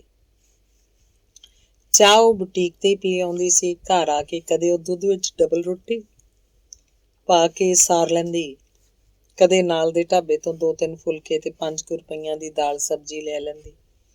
ਬਚ ਗਈ ਰੋਟੀ ਸਵੇਰ ਵੇਲੇ ਗਰਮ ਕਰਕੇ ਚਾਹ ਨਾਲ ਖਾ ਲੈਂਦੀ। ਦਿਨ ਕੰਮ ਤੇ ਦਿੱਲੀ ਦੀ ਕਾਵਾਂ ਰੌਲੀ 'ਚ ਲੰਘ ਜਾਂਦਾ। ਰਾਤ ਨੂੰ ਉਹ ਸੋਚਾਂ ਤੋਂ ਡਰਦੀ ਨੀਂਦ ਵਾਲੀ ਗੋਲੀ ਖਾ ਕੇ ਸੌਂ ਜਾਂਦੀ। ਇਉਂ ਹੀ ਦਿਨ ਚੜ੍ਹਦਾ ਤੇ ਛਿਪ ਜਾਂਦਾ। ਉੱਧਰ ਰਿਪੁਦਮਨ ਕਦੇ ਤਾਂ ਥੋੜ੍ਹਾ ਜਿਹਾ ਚਿੰਤਾਤੁਰ ਹੋ ਜਾਂਦਾ ਤੇ ਕਦੇ ਸੋਚਦਾ ਆਪੇ ਪਰਤ ਆਏਗੀ ਧੱਕੇ ਧੁੱਕੇ ਖਾ ਕੇ। 2-3 ਵਾਰੀ ਉਹ ਮੁੜ ਕੇ ਵੀ ਹਸਪਤਾਲ ਗਿਆ। ਰਾਹੁਲ ਅੱਗੇ ਨਾਲੋਂ ਠੀਕ ਸੀ। ਉਹਦਾ ਨਸ਼ਾ ਪੱਤਾ ਵੀ ਛੁੱਟ ਗਿਆ ਸੀ। ਸ਼ੁਰੂ ਕੀਤੇ ਨੂੰ ਬਹੁਤੀ ਦੇਰ ਨਹੀਂ ਹੋਈ ਸੀ, ਇਸ ਕਰਕੇ ਡਾਕਟਰ ਨੇ ਛੇਤੀ ਸੰਭਾਲ ਲਿਆ। ਵੱਡੀ ਗੱਲ ਉਹਨੂੰ ਨੀਲਮਾ ਦਾ ਕੰਸਰਨ ਲੱਗਦੀ ਸੀ। ਉਸ ਲਈ ਨਵਾਂ ਕੁੜਤਾ ਪਜਾਮਾ ਬਣਵਾ ਲਿਆ ਸੀ। ਉਸ ਨਾਲ ਨਿੱਕੀਆਂ ਨਿੱਕੀਆਂ ਗੱਲਾਂ ਵੀ ਕਰਦੀ ਰਹਿੰਦੀ। ਨੀਲਮਾ ਨੇ ਉਹਨੂੰ ਦੱਸਿਆ ਕਿ ਉਹ ਹੁਣ ਉਹਨੂੰ ਕਿੰਨਾ ਮਿਸ ਕਰਦੀ ਹੈ। ਮੈਂ ਤਾਂ ਫਾਈਨਲ ਦਾ ਇਮਤਿਹਾਨ ਹੀ ਨਹੀਂ ਦੇ ਸਕਦਾ, ਲੈਕਚਰ ਸ਼ਾਰਟ ਹੋ ਗਏ ਹੋਣਗੇ ਤੇ ਮੈਨੂੰ ਆਉਂਦਾ ਜਾਂਦਾ ਵੀ ਕੁਝ ਨਹੀਂ, ਰਾਹੁਲ ਨੇ ਨੀਲਮਾ ਨੂੰ ਦੱਸਿਆ। ਪ੍ਰਿੰਸੀਪਲ ਤੋਂ ਲੈਕਚਰ ਤਾਂ ਆਪਾਂ ਕੰਡੋਨ ਕਰਵਾ ਲਵਾਂਗੇ। ਕਈ ਵਾਰੀ ਤਾਂ ਸਵਰਨ ਤੇਰੀ ਪ੍ਰੋਕਸੀ ਬੋਲ ਦਿੰਦਾ ਸੀ। ਬਾਕੀ ਤੈਨੂੰ ਮੈਡੀਕਲ ਛੁੱਟੀਆਂ ਮਿਲ ਜਾਣਗੀਆਂ, ਨੀਲਮਾ ਨੇ ਦੱਸਿਆ। ਪਰ ਮੈਨੂੰ ਤਾਂ ਆਉਂਦਾ ਜਾਂਦਾ ਵੀ ਕੁਝ ਨਹੀਂ, ਰਾਹੁਲ ਨੇ ਨੀਲਮਾ ਨੂੰ ਦੁਬਾਰਾ ਦੱਸਿਆ। ਦਿਮਾਗ ਤਾਂ ਤੇਰਾ ਬਥੇਰਾ ਚੰਗਾ ਹੈ, ਮੈਂ ਤੈਨੂੰ ਆਪਣੇ ਨੋਟਸ ਦੇ ਦਿਆਂਗੀ, ਫੋਟੋ ਕਾਪੀ ਕਰਵਾ ਲਈ। ਪਰ ਇੱਕ ਗੱਲ ਹੈ, ਮੁੜ ਕੇ ਨਸ਼ੇ ਵਾਲੀ ਕੋਈ ਚੀਜ਼ ਨਾ ਖਾਈ, ਨਹੀਂ ਤਾਂ ਮੈਂ ਤੇਰੇ ਨਾਲ ਬੋਲਣਾ ਉੱਕਾ ਬੰਦ ਕਰ ਦਿਆਂਗੀ, ਨੀਲਮਾ ਨੇ ਡਾਢੀ ਆਪਣੱਤ ਨਾਲ ਕਿਹਾ। ਰਾਹੁਲ ਨੇ ਮਨ ਹੀ ਮਨ ਫੈਸਲਾ ਕਰ ਲਿਆ, ਜਾਂ ਆਖੋ ਕਸਮ ਖਾ ਲਈ ਕਿ ਅੱਗੇ ਤੋਂ ਕੋਈ ਨਸ਼ਾ ਨਹੀਂ ਕਰੇਗਾ। ਰਾਹੁਲ ਦਾ ਪਾਪਾ 3-4 ਵਾਰੀ ਮੁੜ ਕੇ ਵੀ ਹਸਪਤਾਲ ਆਇਆ। ਉਹਦੇ ਲਈ ਖਾਣ ਪੀਣ ਦੀਆਂ ਚੀਜ਼ਾਂ ਲੈ ਕੇ ਆਉਂਦਾ। ਸਾਰੇ ਡਾਕਟਰਾਂ ਨੂੰ ਮਿਲਦਾ ਤੇ ਕਿੰਨਾ ਚਿਰ ਰਾਹੁਲ ਦੇ ਕੋਲ ਬੈਠਾ ਰਹਿੰਦਾ। ਉਹ ਰਾਹੁਲ ਨੂੰ ਆਖਣਾ ਚਾਹੁੰਦਾ ਸੀ, ਤੂੰ ਆਪਣੀ ਮਾਂ ਦਾ ਕਿਤੇ ਪਤਾ ਕਰ, ਪਰ ਉਹਦੇ ਕੋਲੋਂ ਇਹ ਗੱਲ ਆਖ ਨਾ ਹੁੰਦੀ। ਬਹੁਤੀ ਚਿੰਤਾ ਉਹਨੂੰ ਇਸ ਗੱਲ ਦੀ ਸੀ ਕਿ ਜਦੋਂ ਰਾਹੁਲ ਘਰ ਜਾਏਗਾ ਤਾਂ ਇਹਦਾ ਖਿਆਲ ਕੌਣ ਰੱਖੇਗਾ। ਹੁਣ ਰਾਹੁਲ ਦੀਆਂ ਸੱਟਾਂ ਰਾਜ਼ੀ ਸਨ ਤੇ ਅਗਲੇ ਹਫ਼ਤੇ ਉਹਦਾ ਪਲਸਤਰ ਵੀ ਕੱਟਿਆ ਜਾਣਾ ਸੀ। ਇਸ ਤੋਂ ਮਗਰੋਂ ਹੀ ਇੱਕ ਦਿਨ ਉਹਨੇ ਫਿਰ ਮਾਇਆ ਦੇ ਪੇਕੇ ਘਰ ਫੋਨ ਕਰਕੇ ਪੁੱਛਿਆ, ਮਾਇਆ ਕਿੱਥੇ ਹੈ? ਬੜਾ ਚਿਰ ਹੋਇਆ ਉਹਦਾ ਇੱਕ ਫੋਨ ਆਇਆ ਸੀ ਵੀ ਮੈਂ ਦਿੱਲੀ ਚੱਲੀ ਹਾਂ। ਹੁਣ ਸਾਡੇ ਕੋਲ ਦਿੱਲੀ ਦੇ ਕਿਸੇ ਥਾਂ ਟਿਕਾਣੇ ਦਾ ਪਤਾ ਤਾਂ ਹੈ ਨਹੀਂ, ਫਿਰ ਕੀ ਦਸੀਏ ਕਿੱਥੇ ਹੈ। ਘਰ ਕੋਈ ਝਗੜਾ ਹੋਇਆ ਸੀ? ਮਾਇਆ ਦਾ ਪਾਪਾ ਪੁੱਛ ਰਿਹਾ ਸੀ। ਇੰਨੀ ਗੱਲ ਤੇ ਰਿਪੁਦਮਨ ਨੇ ਫੋਨ ਬੰਦ ਕਰ ਦਿੱਤਾ। ਘਰ ਪਹੁੰਚ ਕੇ ਉਹਨੇ ਘਰ ਦੀਆਂ ਚੀਜ਼ਾਂ ਥਾਂ ਟਿਕਾਣੇ ਕੀਤੀਆਂ। ਫਰਿੱਜ ਵਿੱਚੋਂ ਸੜੀਆਂ ਚੀਜ਼ਾਂ ਕੱਢ ਕੇ ਬਾਹਰ ਸੁੱਟੀਆਂ। ਤੌਲੀਆ ਲੈ ਕੇ ਘਰ ਦੀਆਂ ਚੀਜ਼ਾਂ ਤੇ ਜੰਮੀ ਗਰਦ ਸਾਫ਼ ਕੀਤੀ। ਫਿਰ ਉਹਨੇ ਇੱਥੋਂ ਦੇ ਬੈਂਕ 'ਚ ਆਪਣੇ ਇੱਕ ਕੁਲੀਗ ਨੂੰ ਫੋਨ ਕੀਤਾ ਤੇ ਉਹਨੂੰ ਆਖ ਕੇ ਆਪਣੇ ਪੁਰਾਣੇ ਸੇਵਾਦਾਰ ਨੂੰ ਘਰ ਸੱਦਿਆ। ਸੇਵਾਦਾਰ ਨੂੰ ਬਾਜ਼ਾਰੋਂ ਕੁਝ ਚੀਜ਼ਾਂ ਲੈ ਆਉਣ ਲਈ ਆਖ ਦਿੱਤਾ। ਉਹ ਸੋਚ ਰਿਹਾ ਸੀ, ਹੁਣ ਤੇ ਮੈਨੂੰ ਹਰ ਰੋਜ਼ ਚੰਡੀਗੜ੍ਹ ਤੇ ਵਾਪਸ ਆਉਣਾ ਪਿਆ ਕਰੇਗਾ। ਕੁਝ ਦਿਨਾਂ ਨੂੰ ਰਾਹੁਲ ਨੂੰ ਛੁੱਟੀ ਮਿਲ ਜਾਣੀ ਹੈ। ਸਾਰਾ ਦਿਨ ਘਰ 'ਚੋਂ ਇਕੱਲਾ ਤਾਂ ਨਹੀਂ ਰਹਿ ਸਕਦਾ। ਚੀਜ਼ਾਂ ਲੈ ਕੇ ਰਾਮ ਲਾਲ ਨੂੰ ਉਹਨੇ 50 ਰੁਪਏ ਦੇ ਕੇ ਆਖਿਆ, ਹੁਣ ਹਰ ਰੋਜ਼ ਆਥਣੇ ਗੇੜਾ ਮਾਰ ਜਾਇਆ ਕਰ। ਪੈਸੇ ਲੈ ਕੇ ਰਾਮ ਲਾਲ ਖੁਸ਼ ਹੋ ਗਿਆ, ਪਰ ਉਹਨੇ ਨਾਲ ਹੀ ਪੁੱਛ ਲਿਆ, ਜੀ ਬੀਬੀ ਜੀ ਕਿਤੇ ਗਏ ਹੋਏ ਨੇ? ਆਹੋ, ਆਖ ਕੇ ਉਹਨੇ ਰਾਮ ਲਾਲ ਨੂੰ ਟਾਲ ਦਿੱਤਾ। ਪਰ ਉਹਨੂੰ ਮਾਇਆ ਤੇ ਫਿਰ ਗੁੱਸਾ ਆ ਗਿਆ। ਸਾਲੀ ਸਾਡਾ ਤਮਾਸ਼ਾ ਬਣਾ ਰਹੀ ਹੈ, ਮਨ ਹੀ ਮਨ ਉਹਨੇ ਸੋਚਿਆ। ਉਹ ਹਰ ਰੋਜ਼ ਸਵੇਰੇ ਚੰਡੀਗੜ੍ਹ ਜਾਂਦਾ ਤੇ ਆਥਣੇ ਵਾਪਸ ਆ ਜਾਂਦਾ। ਫਿਰ ਰੋਟੀ ਰਾਮ ਲਾਲ ਢਾਬੇ ਤੋਂ ਲਿਆ ਕੇ ਦੇ ਜਾਂਦਾ। ਇਉਂ ਹੀ ਕੁਝ ਦਿਨ ਹੋਰ ਲੰਘ ਗਏ। ਰਾਹੁਲ ਦਾ ਪਲਸਤਰ ਕੱਟਿਆ ਗਿਆ। ਐਕਸਰੇ ਕਰਵਾ ਕੇ ਦੇਖਿਆ, ਹੱਡੀ ਠੀਕ ਜੁੜ ਗਈ ਹੋਈ ਸੀ। ਬਸ ਲੱਤ ਥੋੜ੍ਹੀ ਕਮਜ਼ੋਰ ਪੈ ਗਈ ਸੀ, ਇਸ ਕਰਕੇ ਅਜੇ ਕੁਝ ਦਿਨ ਆਰਾਮ ਦੀ ਲੋੜ ਸੀ। ਆਪਣੀ ਕਾਰ 'ਚ ਪਾ ਕੇ ਰਿਪੁਦਮਨ ਰਾਹੁਲ ਨੂੰ ਘਰ ਲੈ ਆਇਆ। ਬਾਹਰ ਐਤਵਾਰ ਦੀ ਛੁੱਟੀ ਹੋਣ ਕਰਕੇ ਉਹ ਸਾਰਾ ਵੇਲਾ ਰਾਹੁਲ ਨੂੰ ਅਟੈਂਡ ਕਰਦਾ ਰਿਹਾ ਤੇ ਮਨ ਹੀ ਮਨ ਮਾਇਆ ਤੇ ਖਿੱਚਦਾ ਰਿਹਾ। ਜਦੋਂ ਚੰਡੀਗੜ੍ਹ ਗਿਆ ਹੁੰਦਾ, ਕਈ ਵਾਰ ਨੀਲਮਾ ਵੀ ਆ ਜਾਂਦੀ। ਇੱਕ ਦਿਨ ਉਹਦੇ ਘਰ ਹੁੰਦਿਆਂ ਵੀ ਆ ਗਈ ਸੀ। ਤੇਰੇ ਪਾਪਾ ਦਾ ਕੀ ਨਾਂ ਹੈ ਬੇਟੀ? ਰਿਪੁਦਮਨ ਨੇ ਨੀਲਮਾ ਨੂੰ ਧਿਆਨ ਨਾਲ ਵੇਖਦਿਆਂ ਪੁੱਛਿਆ। ਸ੍ਰੀ ਜੋਗਿੰਦਰ ਸ਼ਰਮਾ, ਉਹਨੇ ਆਖਿਆ। ਕੀ ਕੰਮ ਕਰਦੇ ਨੇ? ਰਿਪੁਦਮਨ ਅੱਗੋਂ ਪੁੱਛ ਰਹੇ ਸੀ। ਚੇਅਰਮੈਨ ਨੇ। ਕਿਸ ਚੀਜ਼ ਦੇ ਚੇਅਰਮੈਨ? ਪਬਲਿਕ ਸਰਵਿਸ ਕਮਿਸ਼ਨ ਦੇ। ਨੀਲਮਾ ਨੇ ਜਦੋਂ ਆਖਿਆ ਤਾਂ ਰਿਪੁਦਮਨ ਹੈਰਾਨ ਹੋ ਕੇ ਉਸ ਵੱਲ ਝਾਕਿਆ। ਤੁਹਾਡੀ ਕੋਠੀ ਮਾਲ ਰੋਡ ਉੱਪਰ ਹੈ ਨਾ? ਰਿਪੁਦਮਨ ਨੇ ਉਹਨਾਂ ਦੀ ਸ਼ਾਨਦਾਰ ਕੋਠੀ ਬਾਰੇ ਸੋਚਦਿਆਂ ਪੁੱਛਿਆ। ਹਾਂਜੀ, ਨੀਲਮਾ ਨੇ ਦੱਸਿਆ। ਕਿੰਨੇ ਭੈਣ ਭਾਈ ਹੋ? ਉਹਨੂੰ ਪੁੱਛ ਰਿਹਾ ਸੀ। ਇੱਕ ਭੈਣ ਤੇ ਇੱਕ ਭਾਈ, ਉਹਨੇ ਦੱਸਿਆ। ਰਿਪੁਦਮਨ ਮਨ ਹੀ ਮਨ ਪਤਾ ਨਹੀਂ ਕੀ ਸੋਚ ਗਿਆ। ਉਹਨੂੰ ਇਹ ਚੰਗਾ ਲੱਗ ਰਿਹਾ ਸੀ ਕਿ ਏਡੇ ਅਮੀਰ ਪਿਓ ਦੀ ਏਡੀ ਸੋਹਣੀ ਕੁੜੀ ਉਹਦੇ ਪੁੱਤਰ ਦੀ ਦੋਸਤ ਸੀ। ਰਾਹੁਲ ਮਨ ਹੀ ਮਨ ਸਗੋਂ ਖਿਝ ਰਿਹਾ ਸੀ ਕਿ ਉਹ ਕਿਉਂ ਨੀਲਮਾ ਤੋਂ ਇੰਨਾ ਕੁਝ ਪੁੱਛ ਰਿਹਾ ਸੀ। ਤੇ ਉਸ ਵੇਲੇ ਨੀਲਮਾ ਆਪ ਹੀ ਰਸੋਈ 'ਚ ਜਾ ਕੇ ਚਾਹ ਬਣਾ ਕੇ ਲਿਆਈ। ਆਪ ਹੀ ਉਹਨੇ ਮਸ਼ੀਨ 'ਚ ਪਾ ਕੇ ਰਾਹੁਲ ਦੇ ਸਾਰੇ ਕੱਪੜੇ ਧੋ ਦਿੱਤੇ। ਅੰਕਲ, ਆਂਟੀ ਕਿੱਥੇ ਨੇ? ਇੱਕ ਉਹਨੇ ਰਿਪੁਦਮਨ ਤੋਂ ਪੁੱਛਿਆ। ਰਾਹੁਲ ਨੂੰ ਪਤਾ ਹੋਣਾ, ਇਹਦੀ ਮਾਂ ਹੈ, ਉਹਨੇ ਆਖਿਆ। ਮੇਰੀ ਮਾਂ ਤੋਂ ਪਹਿਲਾਂ ਤਾਂ ਉਹ ਪਾਪਾ ਦੀ ਪਤਨੀ ਹੈ। ਇਹਨਾਂ ਨੇ ਉਹਨੂੰ ਦੁਖੀ ਕਰਕੇ ਘਰੋਂ ਕੱਢਿਆ। ਰਾਹੁਲ ਨੇ ਜਦੋਂ ਆਖਿਆ, ਰਿਪੁਦਮਨ ਚਿੱਤਾ ਜਿਹਾ ਪੈ ਗਿਆ, ਪਰ ਅੱਗੋਂ ਉਹਨੇ ਕੁਝ ਨਾ ਆਖਿਆ। ਉਹਨਾਂ ਨੂੰ ਵਾਪਸ ਬੁਲਾ ਲਓ, ਨਹੀਂ ਤਾਂ ਤੁਹਾਨੂੰ ਇਕੱਲਿਆਂ ਨੂੰ ਬਹੁਤ ਮੁਸ਼ਕਿਲ ਹੋਏਗੀ। ਆਪੇ ਰਾਹੁਲ ਲਿਆਏਗਾ ਠੀਕ ਹੋ ਕੇ, ਰਿਪੁਦਮਨ ਆਖਣ ਲੱਗਿਆ। 2-3 ਬਿਸਕਟਾਂ ਦੇ ਡੱਬੇ, 2 ਕਿਤਾਬਾਂ ਜਿਹੜੀਆਂ ਨੀਲਮਾ ਲਿਆਈ ਸੀ, ਉਹਦੇ ਕੋਲ ਰੱਖ ਕੇ ਨੀਲਮਾ ਜਾਣ ਲਈ ਤਿਆਰ ਹੋ ਗਈ। ਰਾਹੁਲ ਦੀ ਮੰਮੀ ਦਿੱਲੀ ਗਈ ਹੋਈ ਹੈ। ਰਿਪੁਦਮਨ ਨੇ ਇਉਂ ਦੱਸਿਆ ਜਿਵੇਂ ਉਹਨੂੰ ਉਸ ਬਾਰੇ ਸਭ ਕੁਝ ਪਤਾ ਸੀ। ਨੀਲਮਾ ਦੇ ਜਾਣ ਮਗਰੋਂ ਦਿੱਲੀ ਦਾ ਨਾਂ ਸੁਣ ਕੇ ਰਾਹੁਲ ਨੂੰ ਖਿਆਲ ਆਇਆ, ਜੇ ਮਾਂ ਦਿੱਲੀ ਹੈ ਤਾਂ ਸ਼ੀਲਾ ਆਂਟੀ ਨੂੰ ਉਹਦਾ ਜ਼ਰੂਰ ਪਤਾ ਹੋਏਗਾ। ਉਹਨੂੰ ਸੋਚਾਂ ਜਿਹੀਆਂ 'ਚ ਪਿਆ ਦੇਖ ਰਿਪੁਦਮਨ ਉਹਦੇ ਕੋਲ ਕੁਰਸੀ ਤੇ ਬੈਠ ਗਿਆ ਤੇ ਆਖਣ ਲੱਗਾ, ਇਸ ਉਮਰ ਵਿੱਚ ਵੀ ਉਸ ਬੇਅਕਲ ਔਰਤ ਨੂੰ ਅਕਲ ਨਹੀਂ। ਇਹ ਭਲਾ ਕੋਈ ਉਮਰ ਹੈ ਰੁੱਸ ਕੇ ਘਰੋਂ ਭੱਜਣ ਦੀ? ਰਾਹੁਲ ਨੇ ਕੋਈ ਉੱਤਰ ਨਾ ਦਿੱਤਾ। ਦੇਖ ਨਾ, ਹੁਣ ਕੋਈ ਚੀਜ਼ ਲੱਭਣੀ ਹੋਵੇ ਤਾਂ ਨਹੀਂ ਲੱਭਦੀ, ਕੋਈ ਕੰਮ ਕਰਨਾ ਹੋਵੇ ਉਹਦਾ ਨਹੀਂ ਪਤਾ ਲੱਗਦਾ। ਹੋਟਲ ਤੋਂ ਕਿੰਨੇ ਕੁ ਚਿਰ ਰੋਟੀ ਖਾਈ ਜਾਵਾਂਗੇ? ਇੱਕ ਤਾਂ ਮਹਿੰਗੀ ਮਿਲਦੀ ਹੈ, ਦੂਜਾ ਤੇਜ਼ ਮਿਰਚ ਮਸਾਲਾ ਹੋਣ ਕਰਕੇ ਉਦਾਂ ਪੇਟ ਖਰਾਬ ਕਰਦੀ ਹੈ। ਰਾਹੁਲ ਅਜੇ ਵੀ ਚੁੱਪ ਸੀ। ਦਿੱਲੀ ਪਰ ਉਹ ਕਰਦੀ ਕੀ ਹੈ, ਨਾਲੇ ਗਈ ਕਿਹਦੇ ਕੋਲ ਹੈ? ਦਿੱਲੀ ਜਾ ਕੇ ਤਾਂ ਉਹੀ ਬੰਦੇ ਦਾ ਦਿਮਾਗ ਖਰਾਬ ਹੋ ਜਾਂਦਾ। ਕੱਲ ਨੂੰ ਮੈਂ ਤਾਂ ਚੰਡੀਗੜ੍ਹ ਜਾਣਾ, ਤੇਰੇ ਕੋਲ ਕਿਹਨੂੰ ਛੱਡੀਏ? ਰਿਪੁਦਮਨ ਇਹ ਗੱਲ ਪਤਾ ਨਹੀਂ ਆਪਣੇ ਆਪ ਨੂੰ ਆਖ ਰਿਹਾ ਸੀ ਜਾਂ ਰਾਹੁਲ ਨੂੰ। ਰਾਹੁਲ ਕੋਲ ਇਸ ਗੱਲ ਦਾ ਕੋਈ ਜਵਾਬ ਨਹੀਂ ਸੀ। ਅਗਲੇ ਦਿਨ ਸ਼ੀਲਾ ਵੀ ਉਹਦਾ ਪਤਾ ਲੈਣ ਆ ਗਈ। ਰਿਪੁਦਮਨ ਚੰਡੀਗੜ੍ਹ ਗਿਆ ਸੀ। ਆਂਟੀ, ਮੇਰੀ ਮੰਮੀ ਦਾ ਕੋਈ ਐਡਰੈਸ ਹੈਗਾ ਤੁਹਾਡੇ ਕੋਲ? ਉਹਨੇ ਸ਼ੀਲਾ ਨੂੰ ਪੁੱਛਿਆ।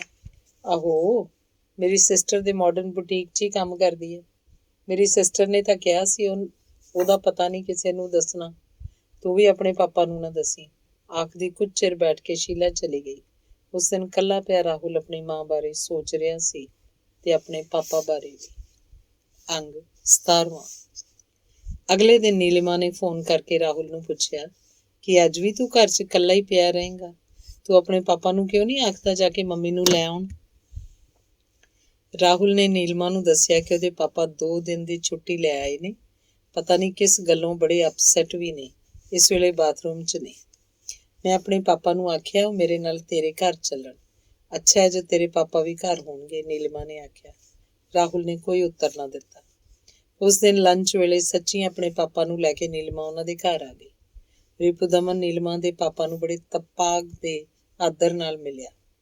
ਇਸ ਉਮਰ 'ਚ ਬੱਚਿਆਂ ਨੂੰ ਖਾਸੀ ਗਾਈਡੈਂਸ ਦੀ ਲੋੜ ਹੁੰਦੀ ਹੈ। ਉਹਨਾਂ ਦੇ ਦੋਸਤ ਬਣ ਕੇ ਹੀ ਅਸੀਂ ਉਹਨਾਂ ਦੇ ਨਾਲ ਚੱਲ ਸਕਦੇ ਹਾਂ, ਨੀਲਿਮਾ ਦੇ ਪਾਪਾ ਨੇ ਦੱਸਿਆ।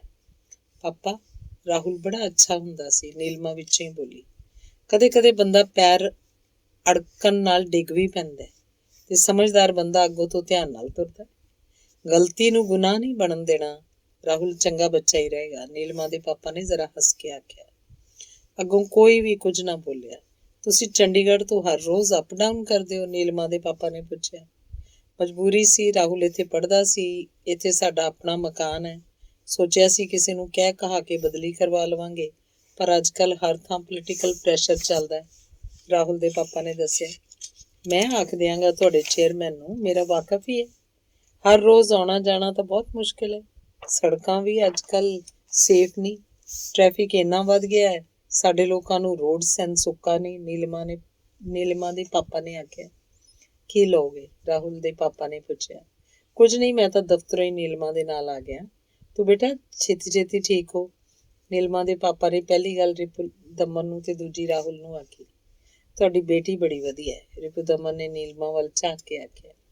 ਬੇਟੀਆਂ ਸਾਰੀਆਂ ਹੀ ਵਧੀਆ ਹੁੰਦੀਆਂ ਨੇ, ਆਖ ਨੀਲਿਮਾ ਦੇ ਪਾਪਾ ਜਾਣ ਲਈ ਉੱਠ ਖੜੇ। ਉਸੇ ਵੇਲੇ ਉਹਦਾ ਮੋਬਾਈਲ ਖੜਕਿਆ। ਨੀਲਿਮਾ ਦੀ ਮਾਂ ਉਹਨੂੰ ਤੁਰੰਤ ਘਰ ਬੁਲਾ ਰਹੀ ਸੀ। ਕੀ ਗੱਲ, ਏਡੀ ਕਿਹੜੀ ਐਮਰਜੈਂਸੀ ਆ ਗਈ?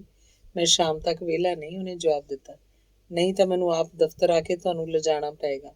ਆ ਜਾਓ ਤਾਂ ਵਧੀਆ, ਆਖ ਉਹਨੇ ਆਪਣਾ ਮੋਬਾਈਲ ਬੰਦ ਕਰ ਦਿੱਤਾ।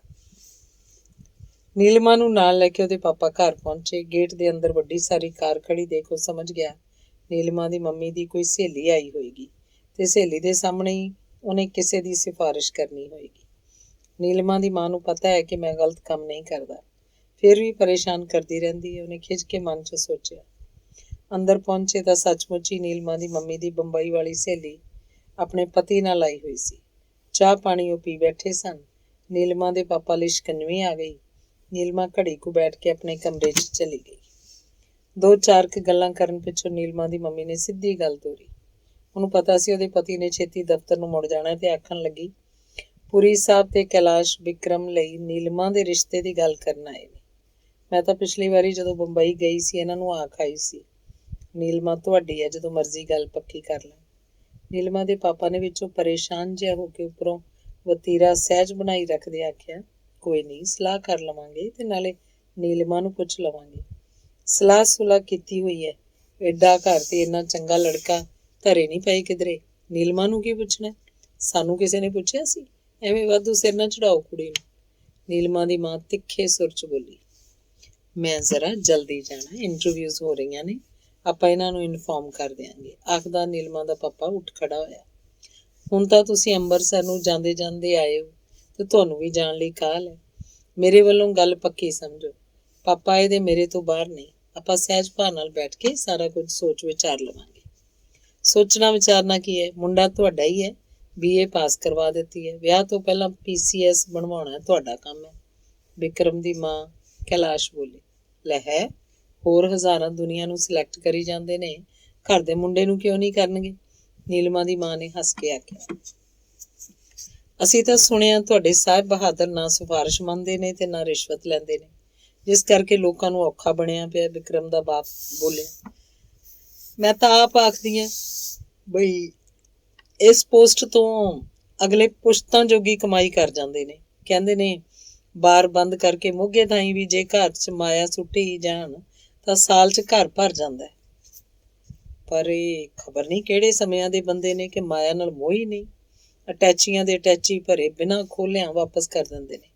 ਮੈਂ ਤਾਂ ਕਈ ਵਾਰੀ ਖਿੱਚਦੀ ਹਾਂ ਵੀ ਤੁਹਾਨੂੰ ਕੀ ਗਵਰਨਮੈਂਟ ਇਮਾਨਦਾਰੀ ਦਾ ਤਮਗਾ ਦੇ ਦੂਗੀ।